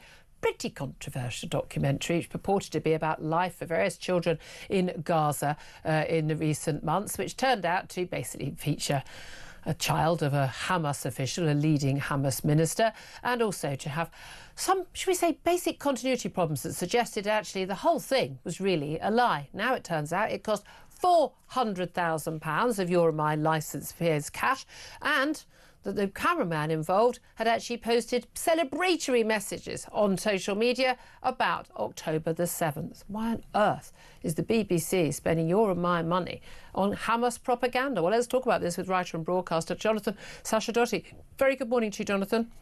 Morning, Julia. I have to say, I was away last week, and I was looking at the reports about this documentary, and again, the blatant, really obvious. The question marks that would be raised straight away about this kid and how he was filmed. I mean, first of all, it was just continuity. He's wearing, in one scene where it's supposedly him running into a hospital, being in a hospital and coming out again, he's got 3 different pairs of shoes on. He's got a different haircut, you know, in the space of sort of apparently half an hour. Grew his hair got shorter again. That, you think, might have just on its own made the editors back in London go, oh, are we sure about this documentary? Who's made it? But it took someone who didn't work at the BBC, who's not a trained reporter, a very short period of time to look at this documentary and work out that this child was not some random innocent Hamas civilian child, but was the child of a Hamas official and featured in a number of reports and a number of online posts. How on earth was this not spotted by senior figures at the BBC before they put it out? For years, Hamas has skillfully created narratives that were designed to manipulate a credulous Western press like the BBC, and I think they're always eager for emotive tales of Palestinian suffering, so this fell right into their lap. And I think the use of child crisis actors is particularly insidious. It feeds that BBC media machine that really thrives on sentimental, victim-centred storytelling. Now, you might, as you say, expect journalists, at least those deserving of the title, to see through that sort of deception, but instead the BBC just dutifully broadcast Hamas propaganda, which was neatly gift-wrapped for Western audiences, and British taxpayers are unwittingly underwriting that spectacle. As you said, £400,000 for that documentary. How? By the way, how did that cost 400 grand? Well, good question. And I mean, we've seen that. What, they got gold-plated cameras? What's going on? Downing Street said that there would be no circumstances in which it would be acceptable for the BBC to have paid money to Hamas, which some of this money might have got there. But that's rich as well, because this government's steadfast support for UNRWA has included £41 million of support this financial year. And we all know that UNRWA is deeply compromised by Hamas and its close ties to terrorism. So probably some of that 41 million of British taxpayers' money is also going that way. Yes. I think the point here is that there's a denial among the BBC, and let's face it, not just the BBC, much of the media. Talk's been pretty good. If I dare say their name here, GB News have been pretty good. The rest of the media in this country has been absolutely rotten during this entire war, and long before that. Yes. Robert Jenrick said that since October the 7th, that there's been a problem, that the BBC's comprehensively failed the licence fee payer. It's not been since October the 7th. He's wrong. It's been for years or decades. The BBC has an absolute blind spot, if we can call it blind spot. I believe they know about it, so it's not a blind spot. They've got their eyes firmly screwed shut. They don't want to know. I will go further than that, Jonathan. I would say that the BBC is institutionally racist against Jewish people. I think it's that simple. I think it's that blatant. I've had enough conversations with people who work at the BBC who are concerned, and people who just genuinely just think it's all absolutely fine, their coverage. They have such a blind spot on this issue. They are not a biased, an impartial reporting organisation on this. I mean, it's too often that their own their own correspondence, their own sources that they are openly citing are easily identifiable as people who not only are either working with Hamas, for whatever reason, but who have actually on their public postings have celebrated October 7th. If you are celebrating the massacre of Jewish innocent civilians, children, on October the 7th, you have no business working for anyone in the West, let alone the BBC. Did you see this? John Donaldson, over the last couple of days, first he posted on X, the propaganda efforts by both Hamas and Israel over the hostage release are pretty nauseating. That Israel had some propaganda efforts over the hostage releases. Is this man on drugs? Well, but also equivocate. Look, there is a propaganda aspect in terms of we get to see the images and the videos of hostages being reunited with their families and posting from their helicopters. That is all state control. But to equivocate the joyful release of innocent civilians or soldiers taken captive. I mean, if you're a soldier and you're being kept in a tunnel and starved and beaten and tortured, you're no longer being treated as a soldier, you're treating as a hostage. But to equivocate... Even Donaldson took that down in the end. He said he's taken down the post about the release of hostages and prisoners as part of the Gaza ceasefire deal, as it wasn't appropriate. Sorry if it offended anyone. That wasn't my intention. Sorry if it offended anyone. Not sorry that I was massively unprofessional. Exactly. But this thing, but the idea that in any way is equivalent morally or reporting-wise to Hamas staging these just outrageous events, and the Red Cross, International Red Cross, signing these documents, and the filming of this by people, claiming to be independent journalists but clearly aren't. Al Jazeera completely and utterly in cahoots with Hamas on all of this. It is so outrageous, and it's not called out. And actually, as a guest, we had Jake Wallace-Simons on the show yesterday pointing out that every single report from inside Gaza should be pre-said before that should be nothing comes out of Gaza without Hamas approving it. This is therefore you have to view this as Hamas propaganda, but they never do that. The thing is that there's been a lot of criticism of Israel for not allowing journalists into Gaza during the war. And I must say, I've tried to get in there myself and it's not possible. Even on their embeds, they're very strict. But I'll say this, over time, I've come to realise why. Because if you look at how easily duped some of these moronic journalists are. I mean, we saw Liz Doucette running around in Lebanon at one point where there wasn't anyone stopping them being there. Yeah. She was running around the basement of that hospital where Israel had revealed publicly that Hezbollah had stored gold and money. Yeah. She was running around the bit of the basement that they had allowed her to, saying, no, there's just a morgue here, it's an ordinary functioning hospital, to the point that Israel actually tweeted out the precise locations of the correct entrance to the correct building. The point is that whether knowingly or unknowingly, journalists would just end up being used as part of the propaganda tools of Hamas, and part of this war is massively a propaganda and information war. So we've seen what happens when they weren't in Gaza. That is this propaganda documentary that they've made for Hamas and for the pro-Palestinian propaganda. It wouldn't have been better if they'd been allowed in. I dare say it would have been worse, because they would have been kidnapped, beaten, bullied, duped, fooled, any number of things. Israel had two very bad choices to choose between. One was to let them in and see them join in the war effort against Israel in the propaganda sense, and the other one was to keep them out and see them do it sort of second-hand from Hamas. The sad fact is that an institution like the BBC, with all its experience and money, ought to know better how to look through these things. If David Collier could figure all that out in a matter of hours after watching the documentary once, if I found, as I outlined on my X, all those editing problems. And the other thing is, if they wanted to make a documentary about the plight of Palestinian children, I've been posting on X all week images that have been coming out after the handovers. We've seen plenty of Palestinian children dancing on the stage where the coffins of children were. Whether they were forced to or not, I don't know, because it is a tyrannical, hideous terrorist regime there. Seeing them celebrating, seeing them holding guns, dressed in Hamas uniforms. Not one of those children was in the BBC documentary about the experience of children's lives in Gaza. And I would say that's failing the Palestinians as well, because if you don't show how they are abusing their children, children are the only innocents, because children don't have a say in how they're brought up or indoctrinated. And so if you see children being forced to weaponize guns or even their actions in a propaganda film, that is what the BBC as a news-gathering organisation should be revealing to the world. It has no commercial obligations not to do so. It could be brave, it could be bold. People ought to be fired over this. There ought to be root and branch reform of how they do their news-gathering. They need to clear out any staff who are biased and not not doing their job properly here. But none of this will happen. Yep. They'll find a way to do a long, boring inquiry in which they dig their heels in even more and deny and we'll problem. never see the results, as happened before. I mean, again, it's just so blatant to me. If they were equivocating over, for instance, saying, well, you know, the Ku Klux Klan on one side and a black rights group on the other, if they were equivocating there, they'd be out on their ear. But no, it's absolutely fine when it involves Jews. And when it involves Jews, and that's the only time they've got an issue, they haven't got an issue, we call that anti-Semitism. Let's call it what it is. Jonathan Sacerdoti, I so appreciate you joining us, writer and broadcaster Jonathan Sacerdoti there.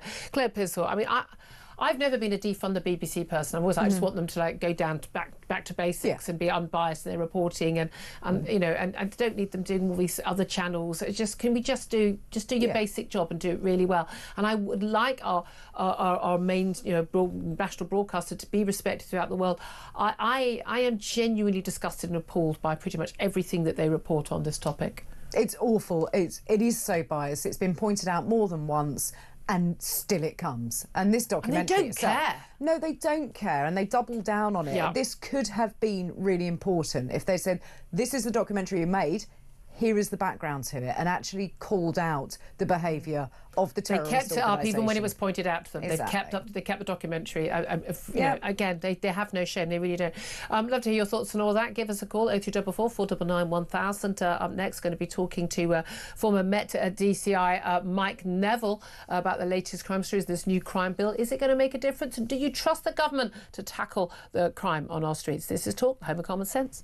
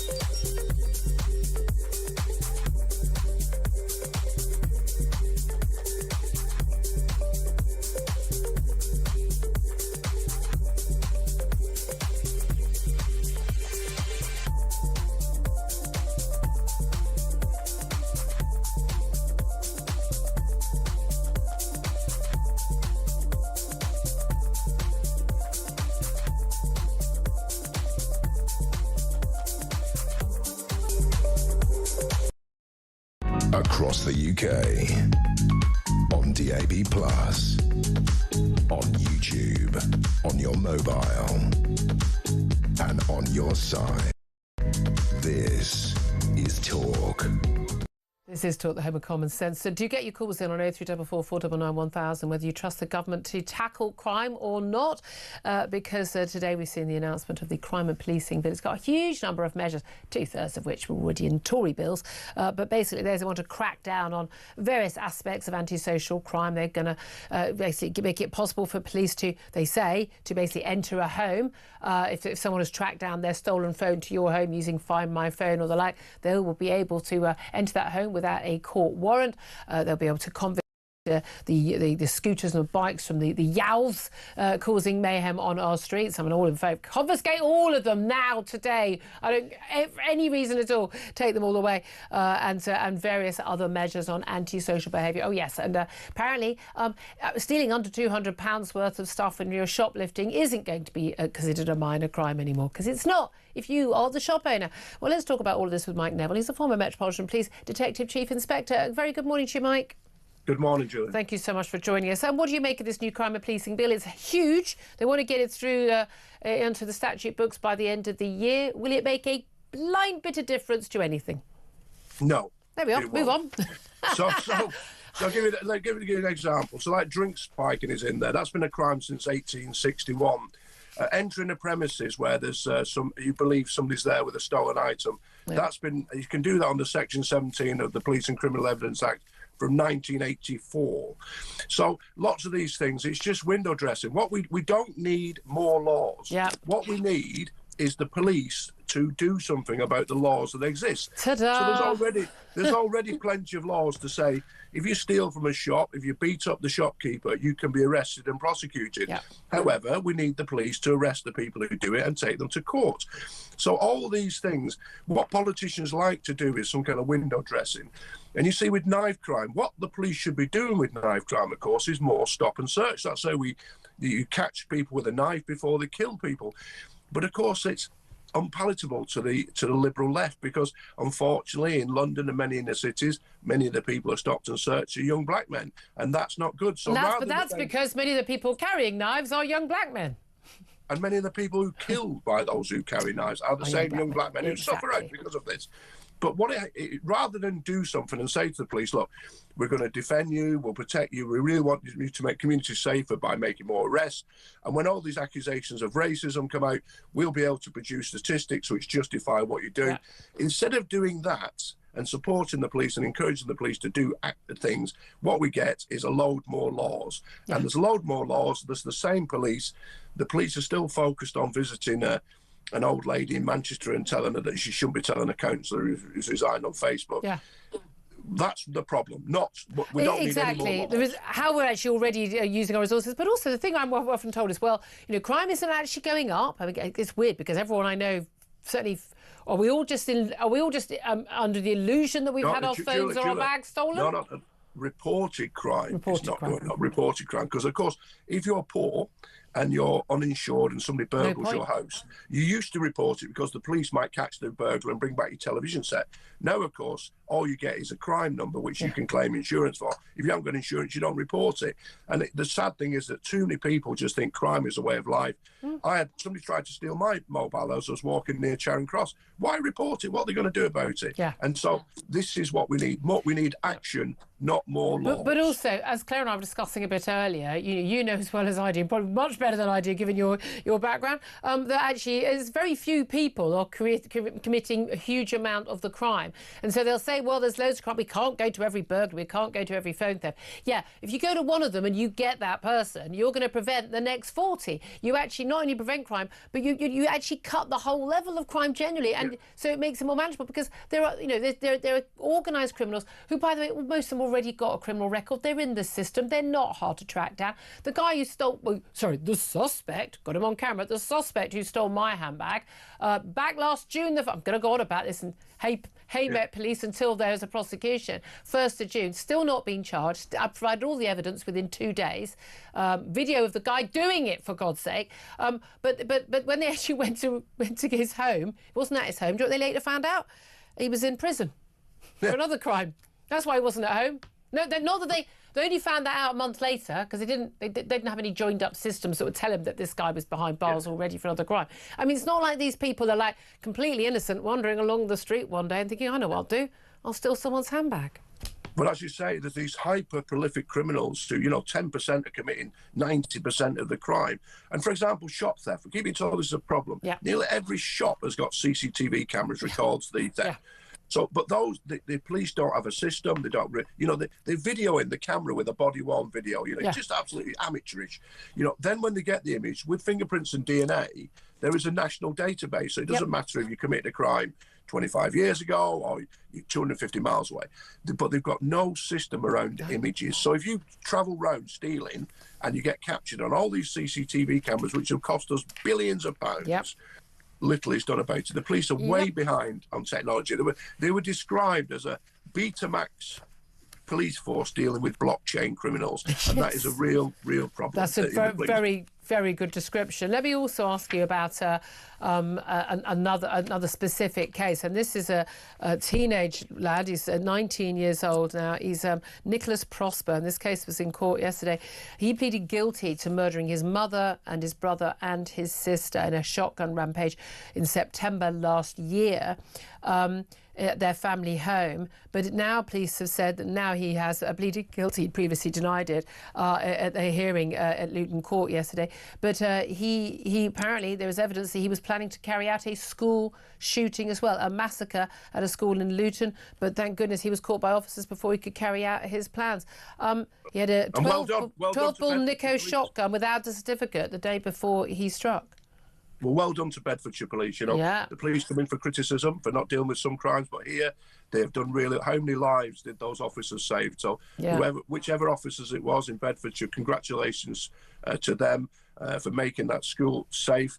And it just highlights them that you've got a very sick mind here, and combining that with video nasties. This is what he was. He sort of lived in an unreal world, didn't he?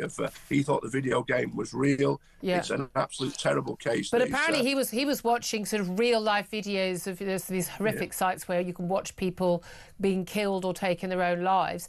And apparently he was actually forced off this site because apparently his comments were so sick it put off the sickos. I mean, imagine. But this is the terrifying thing, and we talk about this with the Southport killer, Rudy Cabano, and other people.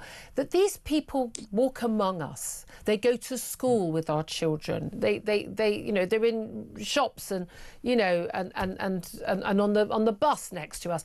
This is what is so terrifying to people. Absolutely.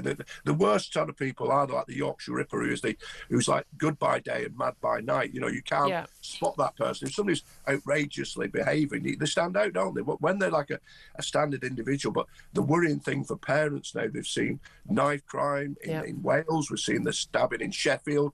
We've had this threat of like a massacre within Luton. Rudy Cabana was planning to go to his school as well. It's a really worrying time, because when you send your children off to school, you expect them to be safe. Our teachers expect to be safe, but we're coming into the way of the US, aren't we? I know, that's my biggest thing. The thought of sending my kid to school in the US and just like, let's just hope that no lunatic comes in after getting a C grade when they wanted an A grade and decides to shoot everybody. It's terrifying. Mike Neville, former Met Police DC, thank you so much for joining us. Claire, I mean, just going back to what he said at the beginning, we don't even enforce the laws we've already got. You worked at the Home Office, of course. I mean, this is the problem, isn't it? Yeah, it is, that we don't need 50 new laws coming in. We just need to enforce the ones that we have, and we need more officers out there on the street, because surely that's the deterrent. If you see police officers around who are going to feel your collar if you're doing something bad, you're not going to do it. Yeah, it's just that simple, isn't it? Let's go to a call now on this. 0344 499 1000 is the number to get in touch. Tim is in London. Very good morning to you, Tim. Good morning, Julia. How are you? Very well indeed. What do you want to say?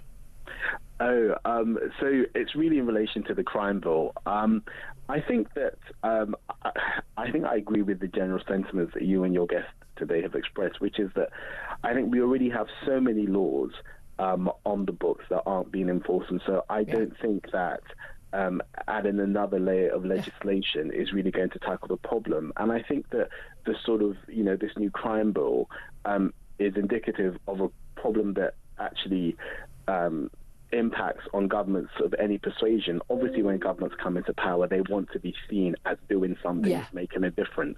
And the reality is that many of the problems that we have here in the UK, in England, in Britain, they require sometimes long-term solutions and actually very unpopular decisions. And governments don't like being unpopular because they think if we're unpopular, we're going to get voted out. But you hit the nail on the head. You say they want to be seen to be doing something as opposed to actually doing something. And what we actually want is more people arrested and going to prison. And one thing you have to do that, you need to build more prison places. There's no point having new laws if you're not going to have more prison places. Exactly. But what I would say is, so my view with our criminal justice system is I think that people who are a danger to the public, so anybody who's a danger to the public, whether it be violent offences, sexual offences, etc., they should be in prison and they should actually have to serve the full sentence. I think everyone should have to serve their full sentence. Otherwise, why bother sentencing them to it? Well, I think that's a longer debate, but in order to save time, I would say I think people who are a danger to the public should have to serve their prison sentences. But I'd be interested to hear what Claire thinks. I know she worked at the Home Office, because when you look at the sort of statistics and data, there are many people, many of the sort of low-level crime, maybe that's the wrong phrase to use, that, shoplifters, etc. Many of them have multiple convictions. So exactly. I'm talking about 1 or 2. I'm talking about 5, 10, 20, 30, 40, 50, etc.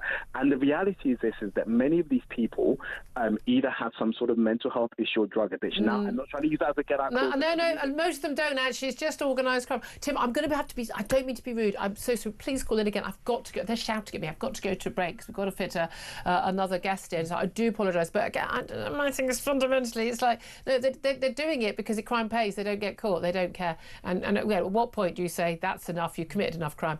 You're going away for 20 years. Bye-bye. Thanks for coming. That's what I would do. But I'd build more prisons. Tim, thank you so much for that. This is Talk. We are the home of common sense. Up next, we are going to be talking about your energy bills going up and why it's all down to the fact that we've got more clean energy. Oh, that's weird, because wasn't that supposed to bring our bills down? That's up next. This is Talk.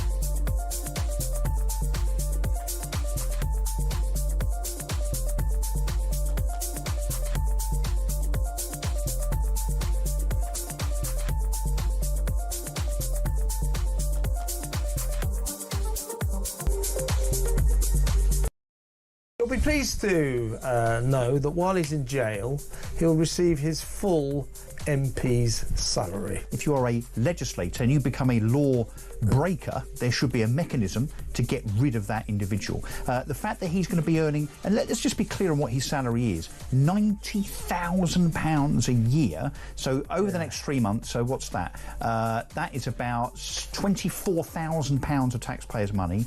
Mike Amesbury will earn sitting in his prison cell. Yeah. And not working for his constituents, because how can he? Yeah.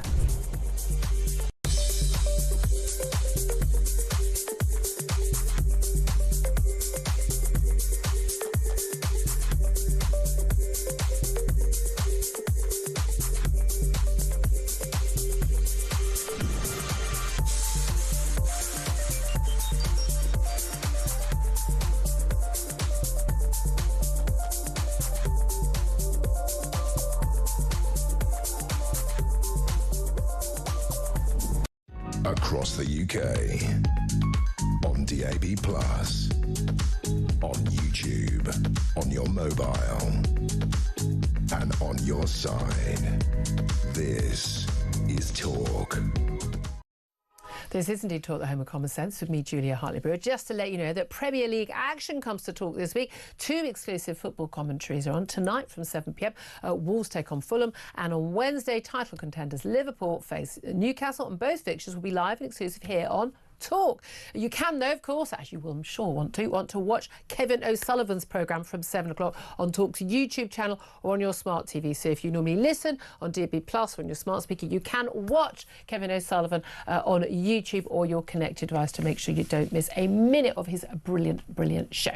That is what's coming up tonight and tomorrow. Right now, what's coming up now is talking about the just the general insanity of our energy policy in this country. Let's talk to Andy Mayer. He's energy analyst at the Institute of Economic Affairs, the free market think tank. Very good morning to you, Andy. Morning, Julia. Thanks for joining us. So it's really, really simple. So the government came into power and Ed Miliband was appointed Energy Security and Net Zero Secretary, laughably, because those things are mutually exclusive. And he was saying, and Keir Starmer was saying, they were going to bring energy bills down by focusing on net zero targets, net zero electricity production by 2030, all these other targets, heat pumps, zero cars, all of that stuff. But it would bring our bills down because renewable energy is cheaper and more reliable than fossil fuels. So how is it that my bill is going to go up by 111 quid a year in April, and that's going to be up 18% what it was in July? How is that happening? So Ed Miliband has said one thing which is true, which is the recent price rises.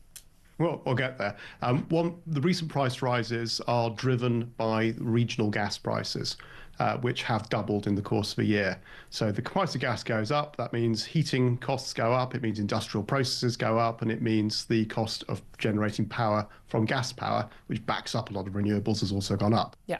So to get there, though, he's made three really big mistakes. So the first mistake is not investing enough and taking seriously our own domestic resources of gas. So we're sitting next to the North Sea. We know there is potentially years of gas supply under our feet, which could be fracked. And we've decided to ban fracking, and we're closing down the North Sea at a pace that even the government didn't expect. And putting concrete into the existing fracking gas wells. Well, maybe, but at these current energy prices, it's not clear that we can afford the concrete, so maybe they'll be saved. I mean, the difficulty there is that the renewable lobbyists will say that the UK drilling more gas will not change global or regional prices, and they've got a point. But there's two problems with that. Firstly, we can see what happened in the US. Our current industrial energy prices are 4 times those in the US, and the key difference is they fracked and we didn't. Secondly, we could, if we wished, either keep gas for ourselves or sell it abroad to ameliorate the impact of another energy supply shock. Yeah. So it's simply not true. We could use our own resources better, and by not investing in energy storage, gas storage in this case, we're creating a problem. So the second big error is the old renewables system for which Ed is directly responsible. This is the renewables obligation, which very simply links the price we pay to renewable generators to the price of gas through the wholesale market. So they get not only what a gas generator would get, but a bonus through various certificates. Yeah. So that drives up the price of energy. It was so bad during the crisis that the last government introduced a windfall tax on renewable generators, the impact which is still uncertain, but is there to remove the excess profits 200%, 300%, 400% that they were making in that crisis from gas. And then the third and final mistake, which is the one that they don't agree about, is that even renewable industries are reliant on fossil fuels. Their supply chains are all driven ultimately by gas, oil, coal, and other things used to make stuff. So the steel that goes into wind farms, the plastics that go on the wires that you need to build in order to connect all this stuff together, the glass that goes onto solar panels, all these things are created through energy-intensive processes which at the moment require the burning of fossil fuels. So what we saw after the energy crisis, and it's not just from the rise in prices, but also from the collapse of cheap credit, that the cost of delivering renewable power went up in this country. Yep. There are various renewable rounds. AR5 collapsed. AR6 was nearly 60 to 70% more expensive. AR7 is expected to be even more expensive than that. This is renewable energy farms bidding for these government deals, and basically they just went, we're not bidding, we're not going to make any money. Yeah, so they want guarantees that will protect them from a future administration coming in and saying, we think this was a waste of money and we're going to tear it all up. And the contracts for difference system will allow them to do that. They're private contracts between a company and another company. So the reason that, for example, Reform have said they're going to windfall tax the renewable companies with a different system to the current governments is that they think that's the only way they can claw the money back. But this isn't ideal either, because we do actually want a situation where other people can trust that when the government makes a promise, they'll keep it. Yeah, indeed. But everything you've gone through, I mean, these are... None of this is controversial in the sense that it's not Andy Mayer from the Institute of Economic Affairs says this, but someone else says that. What you've said, I know for a fact, is all factual. This is factual stuff. How come the Energy Secretary doesn't know any of this? Because he has, I mean, this is just glorious this morning. Ed Miliband blamed a surge in gas prices for Britain's rising energy bills as he urged households and companies to back net zero to bring costs down. He said that the £111 a year increase in typical bills from April, and by the way, it's up 18% since last July, 18%, was a result of global spike in gas prices, and said bills were rising because we're so reliant on fossil fuels, in particular gas. But there's never going to be a point, if we're going to have more renewable energy, produce our electricity, which is only 20% of our energy needs, we're never going to not be reliant on gas. Or we're not building enough nuclear power stations. I believe we're building none right now to be the backup, because when the wind doesn't blow and the sun doesn't shine, we need to have backup. And that backup fuel ain't coming from us now, because we haven't got the storage and we're not producing enough. It's coming from Europe, who also need more gas and aren't getting it from Russia too easily, or we get it from America. So we're always going to be a victim of the international gas prices. However many solar panels, we could put solar panels over the entire country and we would still be impacted by this. And by the way, 95% of us use gas to heat our central heating in our homes. So I'm not quite sure how a solar panel is going to change that. So, I mean, the reference to importing gas is quite important, because the Norwegian government has just collapsed, and Norway are our main supplier of imported gas through the pipeline in the North Sea. Now, nothing is threatening that at the moment, but the Norwegians are having an internal debate about whether they should shut down the electricity interconnectors to Germany and to us in order to shield themselves from our irresponsible energy policies. Now, if that argument is won by those who want to do that, then the gas pipe could be next. If the gas pipe goes, we are deeply exposed. Our old energy security policy used to rely on the North Sea being the backup. And if we need Norway instead, it may not be there. It is genuinely terrifying that we are in this mess, and the Tories are signed up to this still. Kemi Badenoch still signed up to this, and Labour fully throated on this, and we are grinding ourselves into blackouts and returning, before the Industrial Revolution at this point. It is genuinely terrifying to me. But there we are. Andy Mayer, thank you so much for a great explanation there.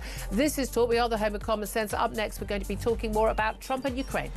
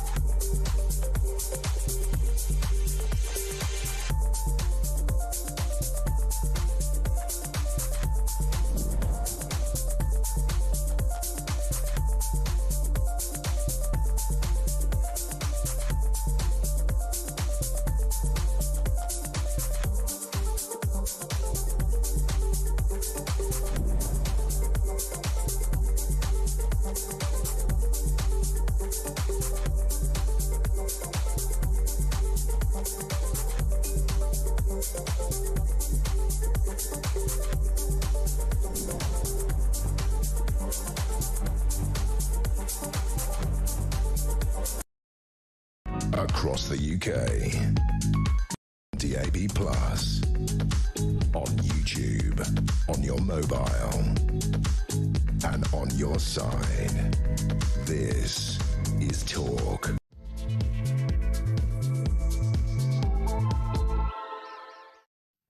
A very, very good afternoon. Welcome back to the show. Thank you for joining me. I'm Julia Hartley-Brewer. This is Talk, the home of common sense, as always.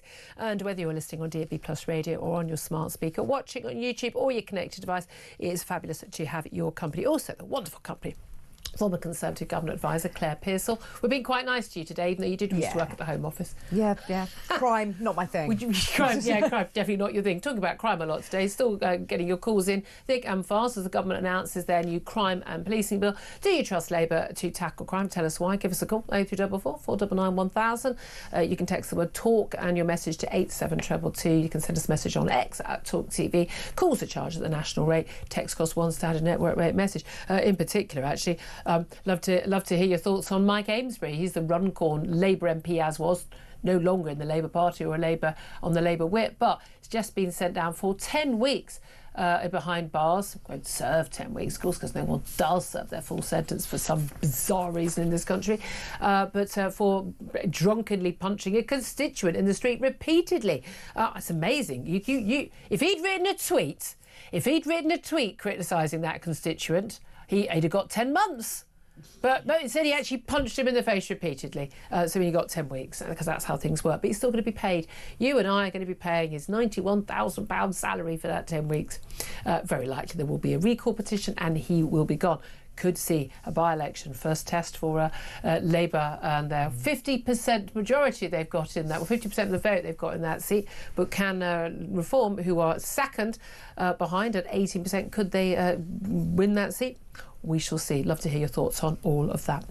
Coming up in this hour, we're also going to be talking about Donald Trump. He suggested the war in Ukraine could end within weeks during a meeting with the French President Emmanuel Macron in the White House yesterday.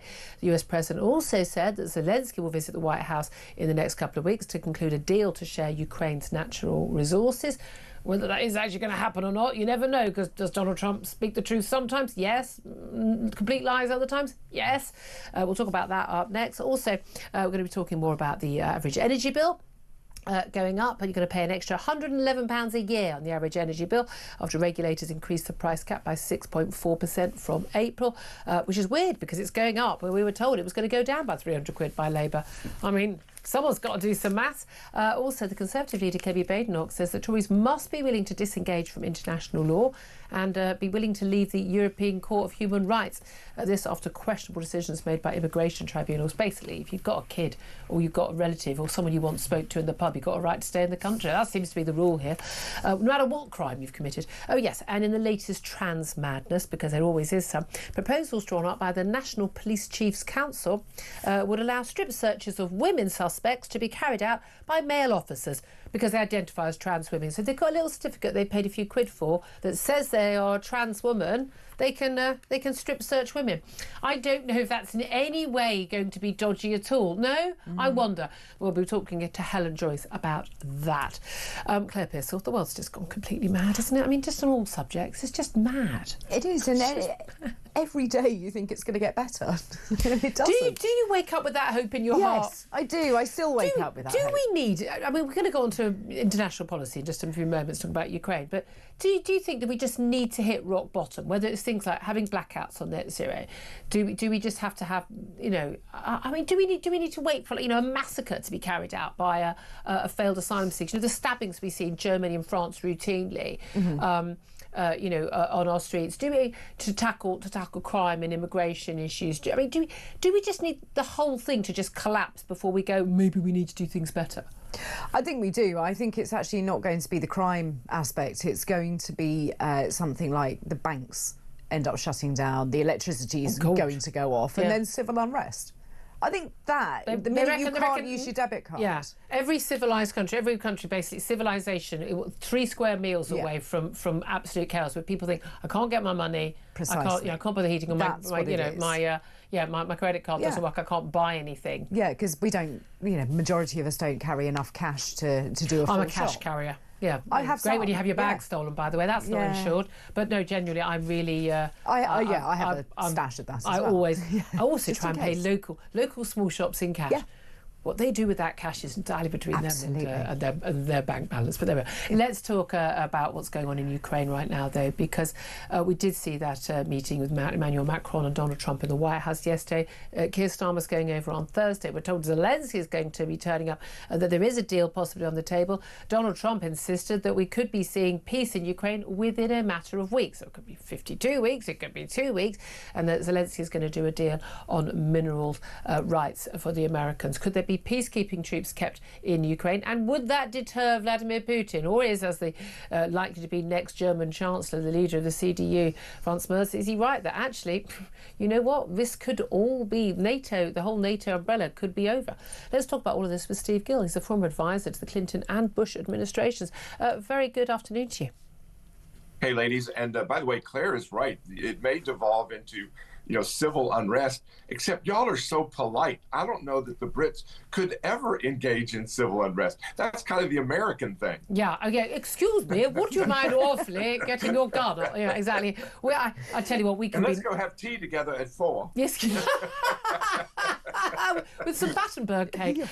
I'm telling you, we're getting ruder. We're getting ruder. I'm all in favour of us being a bit more. I've always had this thing. I had 2 years at school in America. I'm just convinced I've got an American personality in terms of like, I want it now, I want it how I want it, and I'm willing to stay it out. Steve, I'm feeling you and I are going to come to verbal blows today, though, because I've always said ahead of Donald Trump's election I'd vote for him on balance, but I was really happy with his on international affairs where he was standing on Israel, but I thought it was a disaster on Ukraine. But I had a little bit of hope that he might see sense, or he was just lying about it ahead of the election. But no, as far as he's concerned, Zelensky, the democratically elected president of a country that's been invaded, is a dictator and the man in the wrong. And Putin, who is the murderous, evil, tyrannical dictator who's invaded a democratic country, is the guy in the right and who he trusts and he wants to take the side of.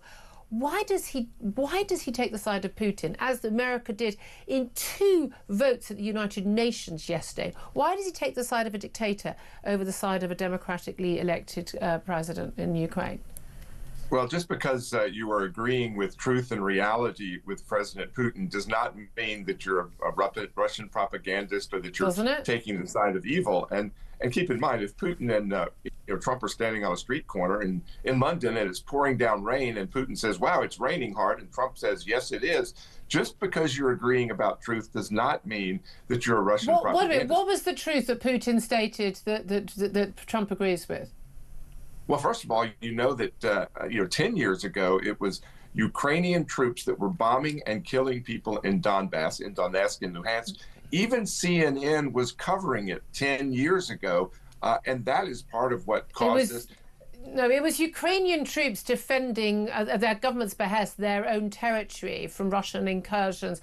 Now, they were killing Ukrainians in Donbass, in Donetsk and Luhansk. I will send you the clip from CNN 10 years ago. That's what was happening. And then keep in mind that the whole incursion started right after the red line of we will not expand NATO towards Russia that we promised, that Western Europe promised. And actually, Kamala Harris went to Ukraine and said, we're coming, we're putting Ukraine into NATO. That's what precipitated the invasion. That's not what precipitated the invasion. Donald Trump, Vladimir Putin made it very clear in an essay that he himself penned that he'd not believed that Ukraine was an independent sovereign state. By the way, the Americans, like the British, had actually signed a treaty with Ukraine and Russia to guarantee the borders of Ukraine. And Ukraine was never going to be allowed to join NATO. There's no way that Turkey would have agreed to it anyway. It wasn't actually on the cards at that time. But they're still promising. But you still have those in the West. But hold on a minute. The argument that Trump gives is that, like, well, Russia was provoked. It's not that they felt under threat. They were provoked by talking about expanding NATO. Well, hold on a minute. He's talking about NATO members in Europe spending. Basically, he's suggested double what they're paying now on their military and building up their own military and their own defences. So hold on a minute. So would that not be another provocation to Vladimir Putin? Would that not basically say, why don't you invade Estonia? Why don't you invade Latvia? Why don't you invade Poland? Why is one a provocation and the other not? Well, it's because if one case you are a defensive NATO, which is what it's supposed to be, and the other is you're doing offensive No, NATO has never committed. No, that's simply not true. NATO is only a defensive organisation. It has never gone to war with anyone. Well, except you're supplying missiles, rockets, and bullets that are being fired. NATO isn't supplying them. NATO conflict. members are supplying them. Right. Okay, so that's not the same thing, though, is it? It depends on if you're on the receiving end of that missile or that bomb as a civilian in eastern Ukraine. I'm sorry, but NATO member America went to war in Korea and in Vietnam, but it didn't mean that NATO was at war in Korea and Vietnam, did it? No, but NATO is supplying the weapons that have been used to kill innocent civilians. No, NATO is not supplying. NATO doesn't have. No, NATO wasn't. Individual members. I'm sorry. Putin was not provoked into invading Ukraine. That is a Kremlin talking point. I think it is embarrassing that your president and people as esteemed and respected as you are making this case. And I don't understand why you're making it, because it can't be based on anything other than you think that Putin is what he's done is justified. Invading an independent sovereign nation state cannot be justified. Nor can Ukraine killing innocent civilians in Luhansk and Donetsk for 10 years with nobody saying anything. No, it was in the news. Well, you just said it was. You said no one said anything. You said it when it was on CNN. I'm sorry, it was in the news. Russian incursions to basically seize and completely take over and control by other ways the eastern industrial zone of Ukraine was met with. There was basically civil war and violent unrest, and Ukrainian soldiers were sent in. The idea that remotely justifies what Vladimir Putin did in February 2022 is frankly ludicrous. Well, again, I think if you're in Luhansk and Donetsk and Donbass, and for 10 years you've been bombed by your own country, that is why the people there voted by referendum to join Russia and voted to send their own representatives. And again, you're seeing Luhansk and Donetsk and those areas rebuilt. This is just utter abject nonsense. It really is. Let's move on, Steve. How will we get to peace? The president says that President Donald Trump says that he believes that there could be peace within weeks, and he's talking about this mineral deal. When the money was given, and basically to pay back America for all the billions they've spent on helping Ukraine. That money wasn't given as a loan, wasn't given as a sort of, well, we'll get something back from you. That was money that was given because it was in the interest of Ukraine, the interest of Europe, and the interest of the Western world, including the US, to stop Vladimir Putin in his tracks. So why does he think that he has a right to those mineral rights? I think you have to go back to the tape of when you had President Zelensky saying, when he was asking for the money, these are loans, these are grants, indicating that it would be paid back. And now he's saying, nope, we're not paying anything back. So are you going to believe Zelensky today or back? No, loans you pay back, grants you don't pay back. He said loans in the tapes. Okay, well, some of them were loans in Britain's case, but that's when Congress voted on these. I'm pretty sure they didn't think they were loans. Well, I'm not sure that they voted with much detail in it. And by the way, what about the money that's been stolen? I mean, hundreds of billions of dollars have, quote, disappeared. Zelensky has fired dozens of his top officials for corruption. He himself can't account for at least $100 billion in U.S. aid. This was one of the most corrupt countries in the world before this conflict. Yeah, as all ex-Soviet Union countries, all ex-Soviet countries are, because nothing functions without corruption under the Soviet bloc. That's how people live. No one sensible is claiming Zelensky is an angel or that his regime is an angel or not. Life isn't good or bad. It's the lesser or worse of two evils. People living under democracy in Ukraine, having voted for that man to be their leader in 2019, is different from people living under a murderous dictator who blatantly, openly, callously murders anyone who stands against him in an election. I don't think that this is a difficult battle to decide who's in the right and who's in the wrong and who we should back in the West.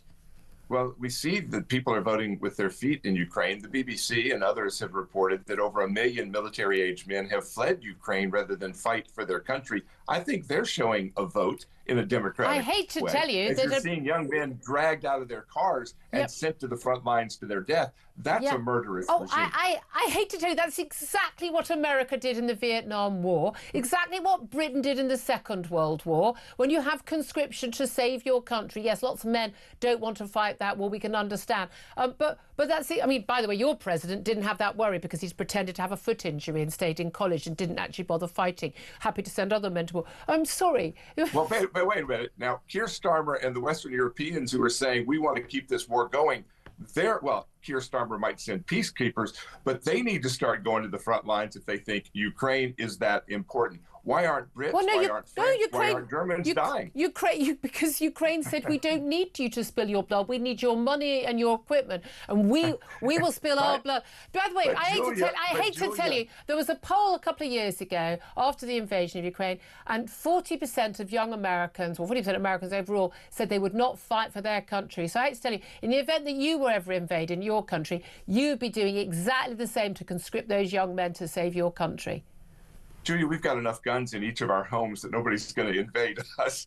But more importantly, when you look at this conflict, it has been lost. It's been being lost.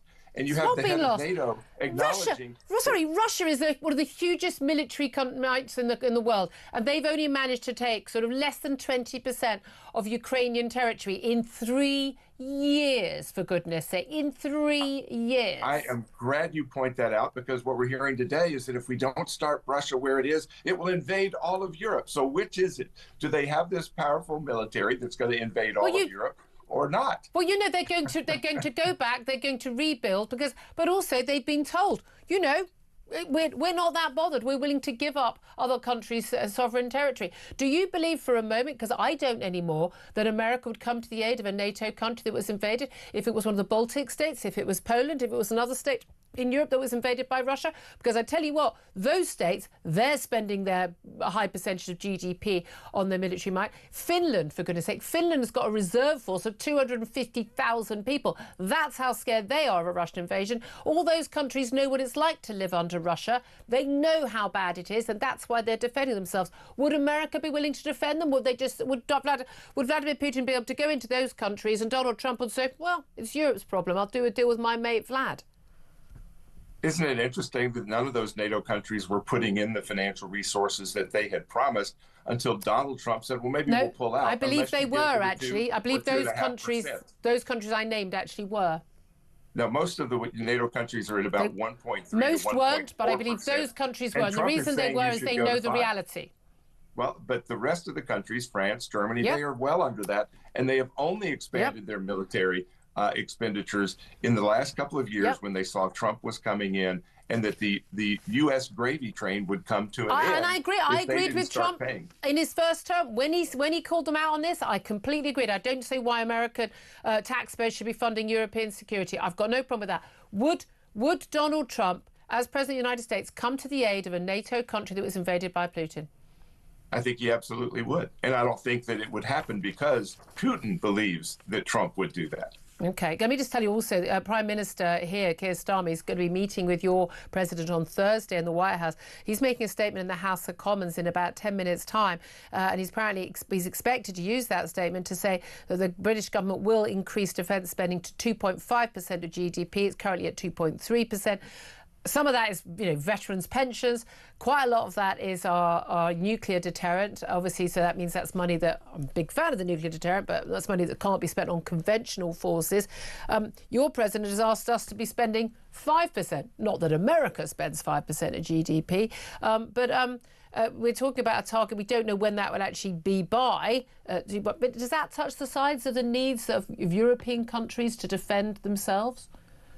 I think the European countries should be better prepared to defend themselves. And keep in mind that NATO funding, over half of it comes from the U.S. So, again, the U.S. is paying more than its fair share, despite whether that percentage of GDP is right, while a lot of those countries are still in the 1.3% range and need to be increasing it. Now, to be fair, the Germans are saying, let's make it real clear here. You are asking us to remilitarize. You're asking us, after 2 world wars in the last century, you really want us to increase our military. So we need to be careful what we ask as we look going forward. Yeah, indeed. Look, let's end on a note of agreement, because I know we will agree on this. Elon Musk, that brilliant email that he sent out as part of the Department of Government Efficiency to all government employees, basically saying, by midnight on Monday, I want you to reply telling us what you've done in the last week. Account for what you've actually got done. 5 bullet points, please. No classified information. A lot of government departments said, FBI and others, no, don't answer that. And basically, if you don't reply by Monday midnight, you were considered to have resigned. People up in arms about it, absolutely outraged, the unions outraged, lots of their managers outraged. Elon Musk doubled down on this. Donald Trump in the press conference yesterday completely backed Elon Musk. Are you aware, have we actually seen more replies? And are people going to lose their jobs if they don't reply and say what they've actually sodding well done last week? It's kind of crazy. Again, what is the danger of asking your employees, so what'd you do last week? If you're in sales, you fill out sales reports weekly. I was a lawyer by background. We filled out little timesheets so we could bill clients. Yeah, you get paid per hour. Increments. Yeah. So again, asking this is also exposing, like we're finding in our Social Security with our pensioners, where you've got 150-year-old people who've been receiving Social Security payments. They aren't real. And we know that a lot of these employees aren't real. So if you don't submit your what did I do last week, that might be a first step towards realizing you didn't do anything, which means maybe your job's unnecessary, or you're not real and we're going to claw back the money we've been paying. Well, I mean, again, you talk about corruption in Ukraine. Seems to be got a bit of a problem in America. I'm glad to see you getting on top of it. I'd love to see us do this here. I really would. Steve Gill, nice to end on a note of agreement. I think you're horribly wrong on Ukraine. Former advisor to Clinton and Bush administrations. Quick word from Claire Pearsall. Yeah, I mean, I don't agree with him. Absolutely not on Ukraine. But I do with Doge and the emails. I think that it'd be great, wouldn't it, to do that in this country? Absolutely. See the meltdown. Honestly, but not even the public sector only. Private sector as well. Yeah, absolutely, all over. Right, we're going to take a quick break. Up next, we're going to get to more of your calls and your messages on all the topics we're talking about. 0344 499 1000 is the number to call. This is Talk. We are the home of common sense.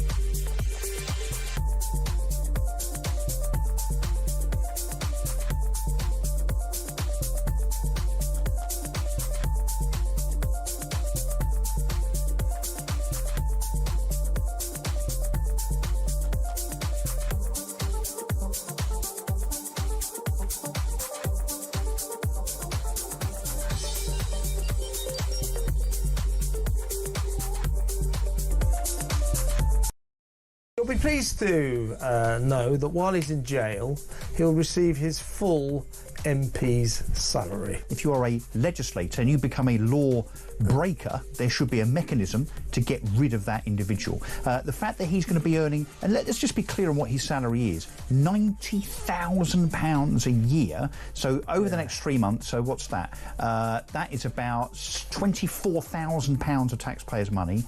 Mike Amesbury will earn sitting in his prison cell. Yeah. And not working for his constituents, because how can he? Yeah.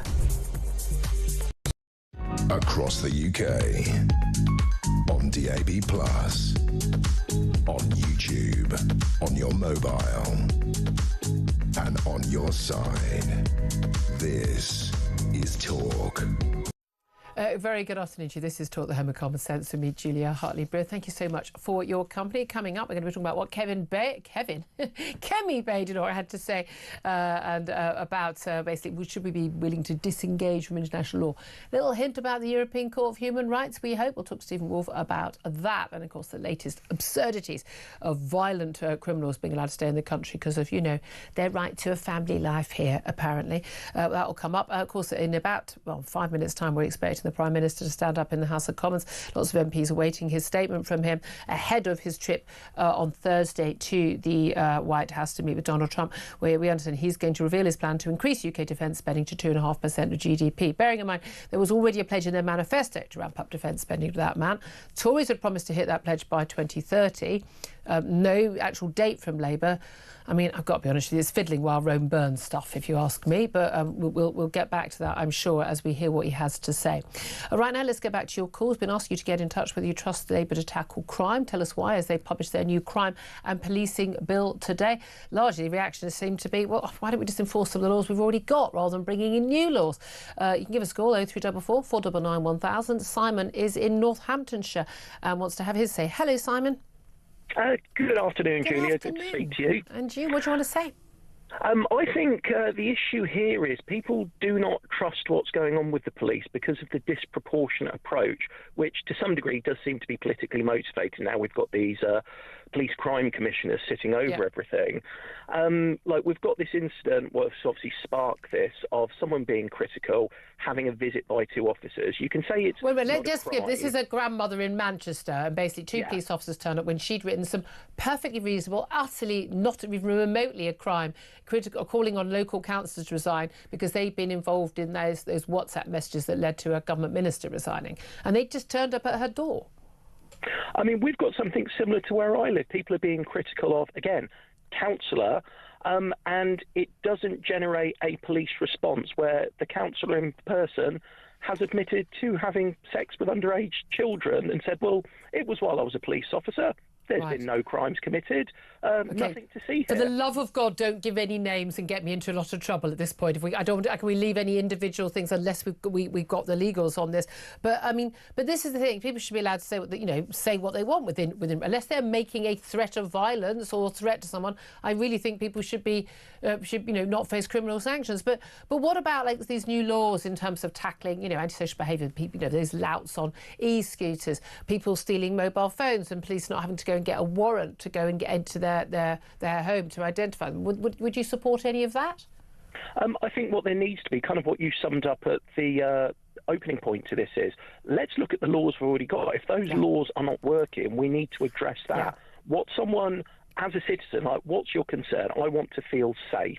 As you said, someone making a comment, a tweet, a private comment on a WhatsApp group, is that really where the response needs to be? If I'm at home going, actually, I've had my windows bricked, someone's trying to break in, that's where I want the response to be, a crime where it's causing me any kind of physical threat of violence and fear. Yeah, let's prioritise. But that said, I don't want to, when we say we prioritise like a violent crime like that, that doesn't mean, don't worry if someone's stolen £199.99 worth of stuff from a shop, because that's also a crime. Thank you very much indeed, Simon. Let's go to another call. Now, this is very interesting. Peter is on the line. He's in Croydon. And Peter, you want to talk about, we haven't actually got to yet, but about utter madness about a police officer. Oh, no, apology. No, this is related to the police, isn't it, Peter? It's about police officers being able to basically, a male police officer being able to strip search a woman because he claims that he's a trans woman. No, this was about the NHS. Mrs. Pritchard. So say that again.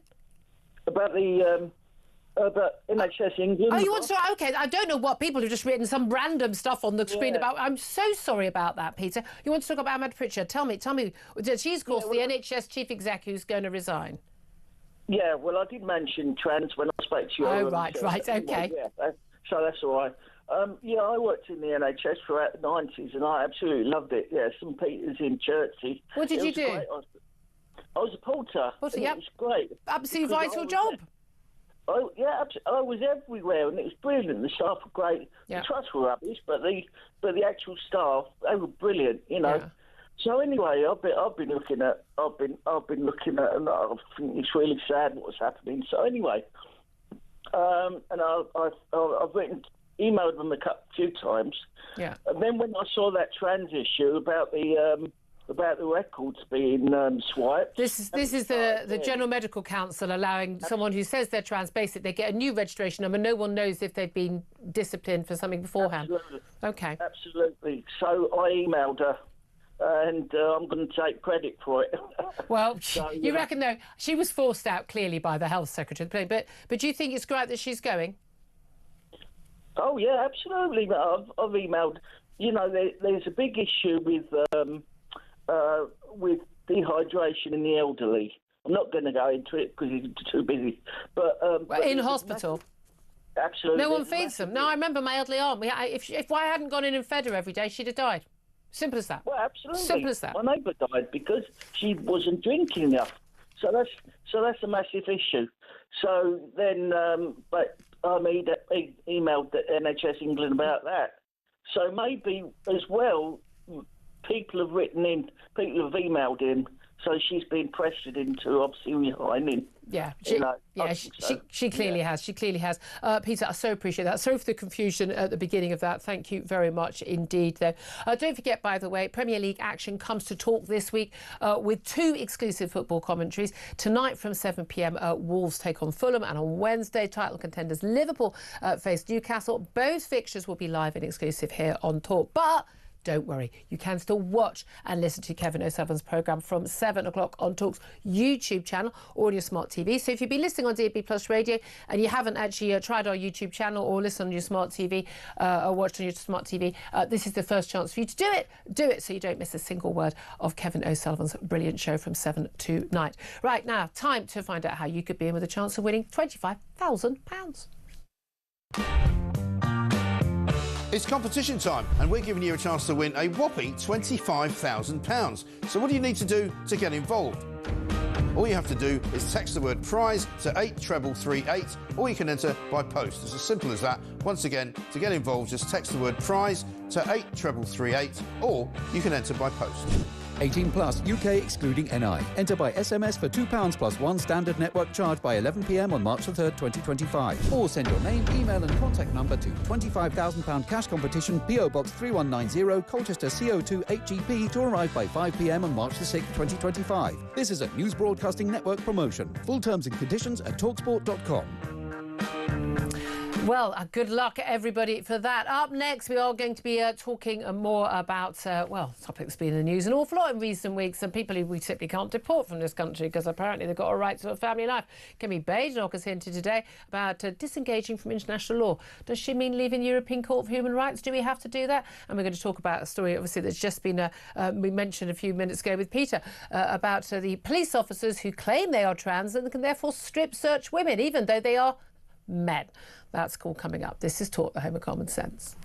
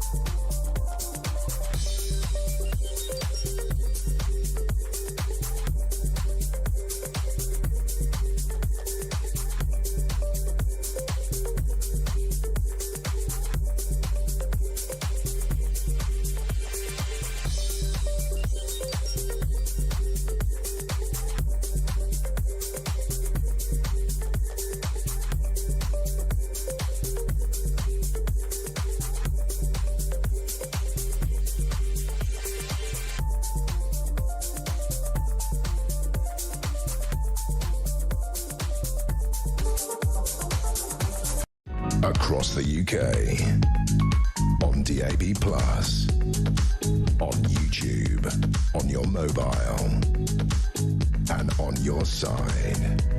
This is Talk. Very good afternoon to you. This is Talk, the Home of Common Sense. I'm Julia Hartley-Brewer. Claire Pearsall still with us. She's a former Conservative government advisor and indeed worked at the Home Office. I like throwing that in. What do you make this morning? Kemi Badenoch has given a speech, Tory leader, and she has been talking about how the Tories must be willing to disengage from international law. She's the strongest hint yet. She would be willing to leave the European Convention on Human Rights, we're told. But I mean, aren't we kind of past the hinting at, and we should be willing to? She says she's not going to make policy for the next couple of years. I just think that is just not an option anymore when we are looking at, I mean, the Telegraph has led this brilliantly in the last few weeks. Day after day after day, another asylum and immigration tribunal ruling by a judge basically saying, even though you've committed a burglary or you're a paedophile or whatever crime, horrible range of crimes you've committed, you once owned a pet squirrel and your aunt lives in Basingstoke, so you've got a right to life here. We can't, under the Human Rights Convention, and we can't deport you. This is just abject nonsense at this point, isn't it? Well, it absolutely is, and there's also ministerial direction that can be given in these cases. Yeah. I've seen a number of them over the years that you can actually do something about, and you do get the risk register from the lawyers at the Home Office telling you that. There is more that can be done than is being done. Certainly, we would certainly hope so. Let's talk to Stephen Wolfe about this. He's a former MEP. He's also director at the Centre for Migration and Economic Prosperity. A very good afternoon, to you, Stephen. Good afternoon, Julia. I do despair. I mean, again, front page of the Telegraph virtually every day for weeks now has been yet another story. They're not one-offs. So many stories, whether Albanian or Eritrean or someone, whoever they are. Some guys come to this country, applied for asylum, not been given asylum, is stayed here anyway, committed a horrific crime, gone to jail, tried to deport him. Oh no, I've got a right to a family life. And what blows my mind every single time is it's always this Article 8, isn't it? Right to a family life and the European Convention. But everyone says, well, it's interpretation of the law, your right to family life. It's really clear. The article has got 2 paragraphs. And the second paragraph is really clear. And it states, unless there is, national security, society, keeping people safe, there are like 10 different reasons why you can override that right to a family life and privacy in the law. But our activist, lefty, lunatic, bleeding-hearting tribunal judges completely ignore that paragraph. I think they do, and the reason why they've managed to do that over a long period of time is for 2 particular reasons. First of all, we did enact the Human Rights Act, which gave a more expansive opportunity for the lawyers to argue extensions to Article 8, and then also the judges to be able to interpret it. And secondly, both of them now have become part of the common law of our country. And that also enables our judges to be much more expansive based on the arguments of the lawyers. So this has been a drip, drip, drip expansion. So instead of being very narrow and very clear, which I think that the Article 8 arguments were at the beginning when they were initiated, they are now so widespread. Chicken McNuggets is a reason not to be expelled from the country. There was a prisoner an ex-prisoner whose son he thought was a fussy eater and wouldn't like foreign chicken nuggets. How would he know? They hadn't been abroad. I mean, let me just read this, just for benefit. I mean, you all know this off by heart, I'm sure, but the right to privacy in a family life. So take paragraph 1. Everyone has the right to respect for his private and family life, his home and his correspondence. That seems reasonable, doesn't it? The state doesn't have a right to just, separate you. Paragraph 2. There shall be no interference by a public authority with the exercise of this right, except such as is in accordance with the law, i.e., you get sent to prison. It interferes with your private life, and is necessary in a democratic society in the interests of national security, public safety, or the economic well-being of the country, for the prevention of disorder or crime, for the protection of health or morals, or for the protection of the rights and freedoms of others. It is impossible, I don't have a law degree, but it is impossible for any tribunal judge to claim that the right to a private life in paragraph 1 isn't completely disappeared by paragraph 2 with any or all of those when you're talking about criminals, organised criminals, and violent criminals and paedophiles. Of course, paragraph 2 overrides paragraph 1. Yes, and that's what's exactly been happening. And the reason why it's been happening, Julia, is because of the extension of that paragraph. It's basically saying now, yes, the government has a reason to be able to deport you because you're a criminal, you are a danger to our society. But the right to stay here, to have your family life now, has become more imperative over the needs and protections of others, which is why you get these ridiculous arguments that we've seen the other day, where you had a convicted paedophile is allowed to stay in this country because it would be more dangerous for him to go off to another country where he might be terrorized. I'm sorry, but that's exactly what happens to you. You are terrorized whether you're in prison or whether you're in a different country. It just shouldn't be here. But there was also as a paedophile where he thought he wanted his right to his family life with his children that he wasn't allowed to see without having a person there, to oversee him seeing his kids because he was dangerous, because he was a paedophile. I mean, we are genuinely in, again, I say this a lot on the show, but we are in mad territory, and I do not understand why these judges do this. And I'm really not sure that the Kemi Badenoch, Tory leader, her saying, this vague language about being willing to disengage from international law, even if she said categorically we need to leave the European Convention on Human Rights, I still don't think that would be enough, because our judges would find yet another way of getting round it, because they clearly... These are activist judges, as they are in lots of these NGOs, these other organisations within the civil service and in government. They genuinely don't believe in borders. They are the citizens of nowhere people. They don't, they fundamentally think that anyone has a right to live anywhere. We have a duty of care to the whole world. While you have those people anywhere in the system, it doesn't matter whether you're in or out of a convention or what the law is, because they're going to make it up themselves. And that's why you've identified it, because we have so many people embedded in the system who've either benefited because it's their job, benefited because they're receiving funding as a non-governmental organization from organizations which we now know, like USAID. In the US, we're funding organizations in the UK, who then champion the idea that you keep everybody here because it's reducing the power of the state. And that is wrong. And the point you're making is very valid. That is that Kemi Badenoch can't just make vague statements. She has to be pretty clear. And the clear lines are in two ways. First of all, you must recognize that the UN conventions that we signed on refugees is outdated. It no longer applies to today, where it's about economic migration. And so we have to attack it at international law. That's exactly what Trump is doing. And to be fair on this, Barry Gardiner, the MP for Labour, agreed with me on a different programme on Friday night that that's something that needs to be looked at. The second strand is ourselves. We must remove ourselves from the ECHR, but also from the Human Rights Act, and enact legislation that overturns these cases in our common. You've got to do both. Absolutely, hear to that. I'm just genuinely, I think in the next election, I can't vote for any party that does not just be as categoric about this as possible. Stephen Wolfe, former MEP, Director at the Centre for Immigration and Economic Prosperity, thank you for that. Quick word on that, Claire? I don't As someone agree. who works in the Home Office, I keep doing that to her. Yeah, I don't agree with leaving ECHR, but why? Why do we have to? Because it's outdated, it's meaningless, and it's being massively wrongly interpreted, and it doesn't protect our rights. A lot of the decisions that they made are actually in our courts, so we need to sort our own judges out and that's first. what I'm saying. I don't think leaving it is enough. No.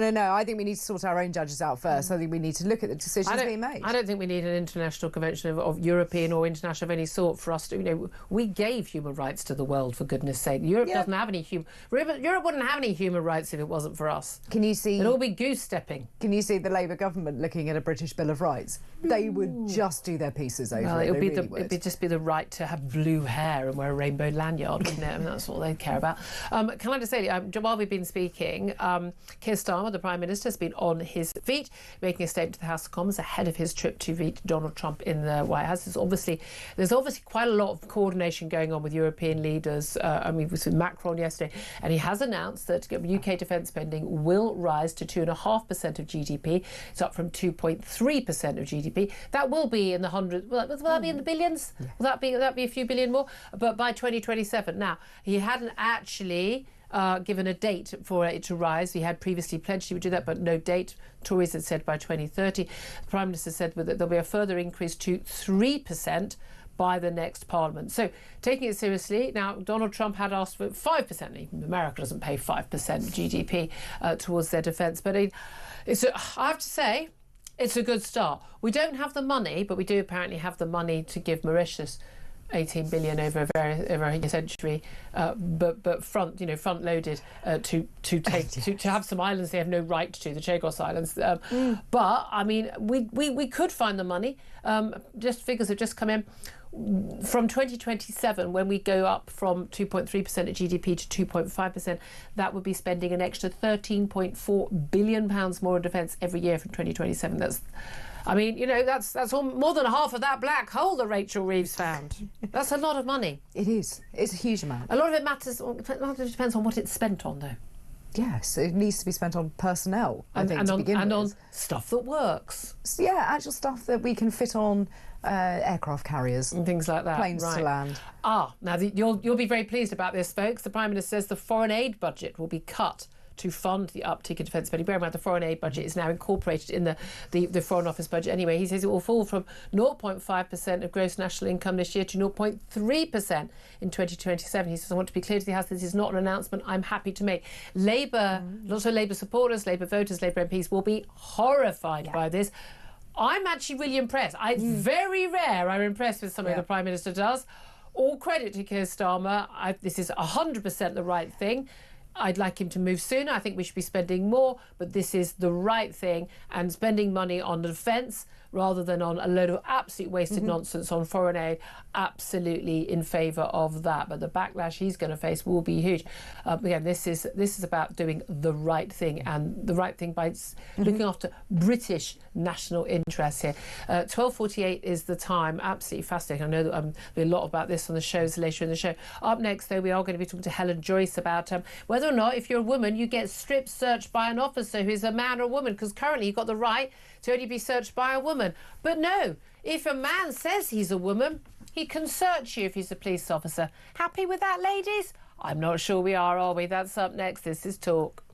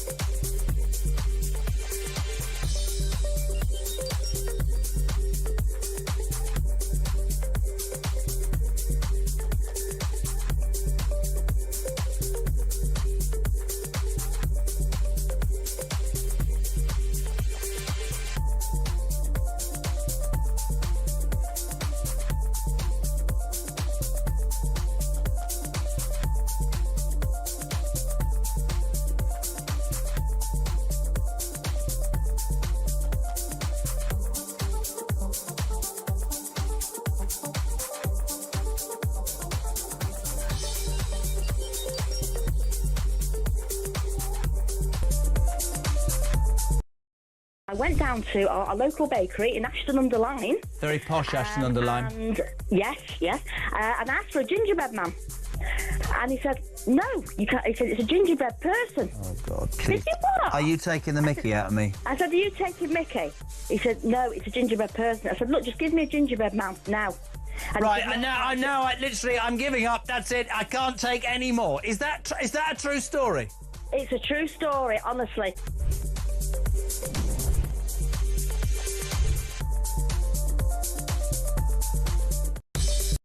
Across the UK, on DAB+, on YouTube, on your mobile, and on your side. This is Talk. Talk the Home of Common Sense with me, Julia Hartley-Brewer. If you've just tuned in, the Prime Minister has just announced in the House of Commons that UK defence spending will rise from 2.3% of GDP to 2.5%. That's by 2027. Now, that was a manifested commitment, but they've never given a date for it. A further increase to 3% by the next Parliament. That would be by 2028, 2029. This will be an extra, I think, £13.5 billion spending every year. That will be found by cutting the foreign aid budget. Now, I think a lot of us will be cheering about that. Very unusual for us to be applauding something the Prime Minister said. A funny feeling that a lot of his backbenchers and his Labour supporters won't be liking any of that at all. But there we are. He says it's an announcement he's not happy to make. Anyway, I'm sure your thoughts will be very welcome on Ian Collins' show about that later on. Right now, though, I'm sure this is something that I'm not very happy to talk about either. Police chiefs have been accused of taking leave of their senses. I think that's a fair description. After new guidance on trans officers carrying out strip searches. Proposals drawn up by the National Police Chiefs Council would allow intimate body searches, not just can I pat you down, intimate body searches of women to be carried out by men. Not allowed at all, completely not allowed under the law, except, of course, when the man says, I'm a woman really, even though, of course, he's not, because that's not possible. Well, let's talk about this right now with our next guest, Helen Joyce, who's Director of Advocacy at Sex Matters and author of the brilliant book Trans, Gender Identity and the New Battle for Women's Rights. Very good afternoon to you, Helen. Hi, Julia. Thanks for joining us. Look, we've had this conversation before, I know, and there's been this ruling, it's been allowed before that suppose trans women officers, men, have been allowed to strip search women. But I thought we'd got rid of that. I thought that was not going to be allowed anymore. So it's an ongoing story. The NPCC brought out draft guidance for consultation, I think it was last year, and it literally said that if an officer thinks he's a woman, says he's a woman, then he counts as a woman for the purposes of searching. And anything more than just being told to take off your hat, coat and gloves has to be done by somebody of the same sex. Yeah. So we advised them that that was unlawful. Other women's groups like Women's Rights Network did the same. They withdrew it. And now they've come back again and they've said, but if he has a piece of paper from the government saying he's a woman, which costs you £5. A gender recognition certificate. Exactly. Yeah. Then he counts as a woman. This is still unlawful in our opinion. And at the same time, we're already taking a case against British Transport Police, which got out ahead of this overall guidance, which is from the central body that advises police forces.